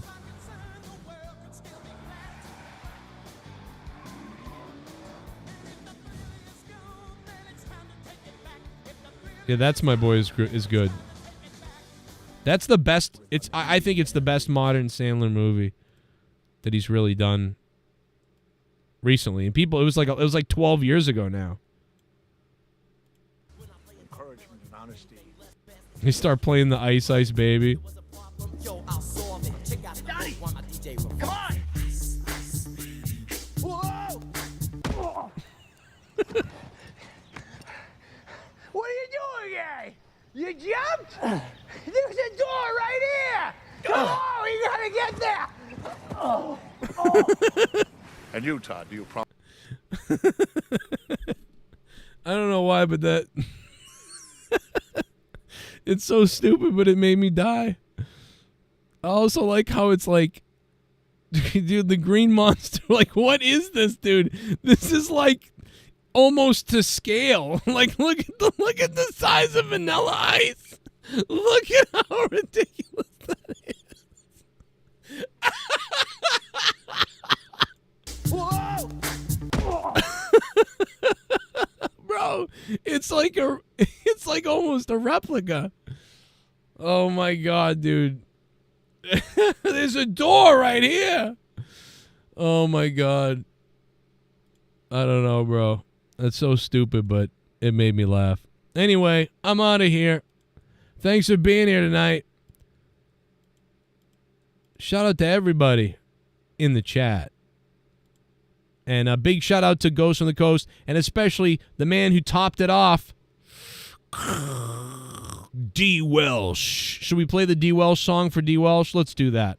We're going to go out tonight to the guy who's on top, apparently, and he's the man. He's probably celebrating right now. D. Welsh is already texting me. He's like, this fucking guy is so happy when he wins this. He's like dancing around his apartment or something. He's texting me right now. Who's the champ, bitch? Like, he's fucking crazy. D. Welsh, love you, bro. You're unhinged. You're unhinged, D. Welsh. So let's go ahead and play the D. Welsh song for D. Welsh. For getting this thing going. D. Welsh. Thank you guys for being here. Star Sale, thank you, bro. Spectral Citizen, Alex Cantu, Eddie Chaos, all the members. We get all the members here? Oh, yeah, the Tranquilizer in Old School also killed me. You're right. That is actually probably... I probably died to that more than anything. That was really fucking crazy. That was crazy funny. Dude, that dart scene was nuts in the theater. And then 40-Year-Old Virgin had one or two. Anchorman had a couple too. Like, just really like the movie, the theater exploded on some of these. Sent you a pic on Twitter from my girl tonight at Blink 182. Hell yeah. That's cool, man. They're on like their reunion tour. D. Welsh.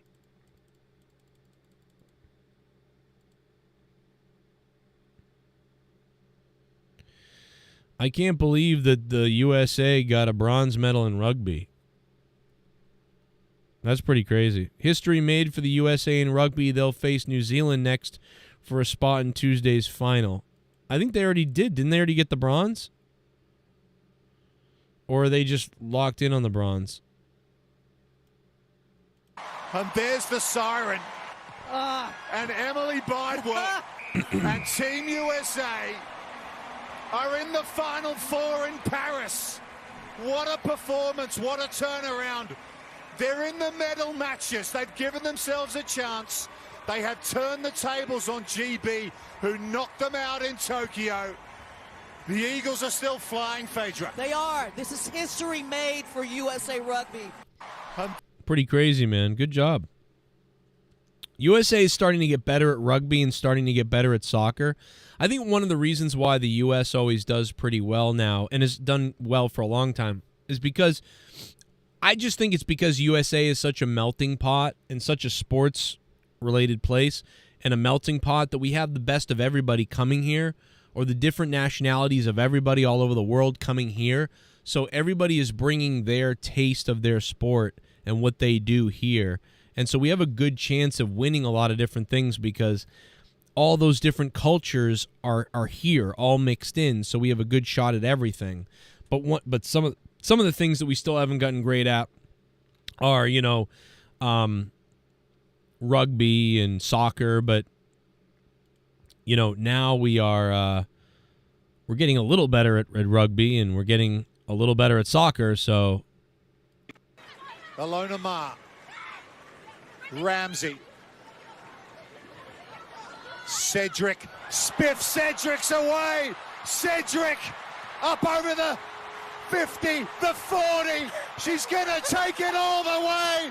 Cedric for the USA. Wow. And I am so beside myself right now. It is level at 12 apiece.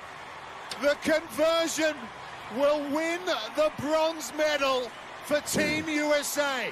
Yes, Sammy, we got you. Calm down. It's all down to the kick. Wow. Just wow. Team USA with the conversion. Right down the middle.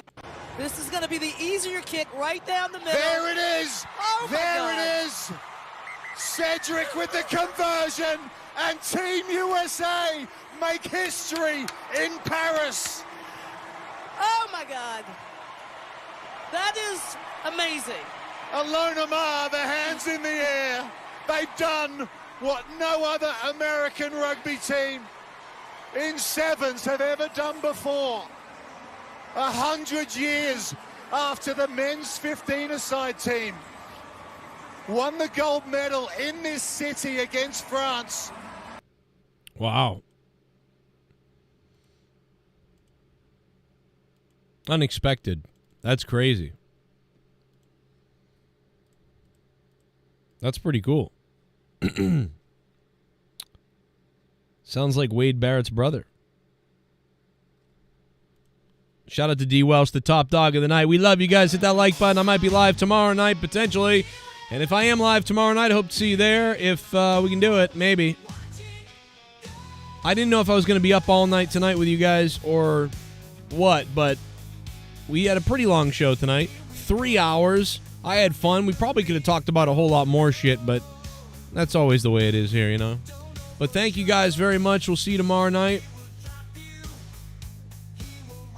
Thanks to everybody whoever, hits the like button, shares the video, and then drops the donos. Every donation helps. $2, $5, $10. Thank you guys for doing that. And jump on the Patreon if you want. But shout out to D. Welsh, man, the top dog. He did it. D. Welsh did it, guys.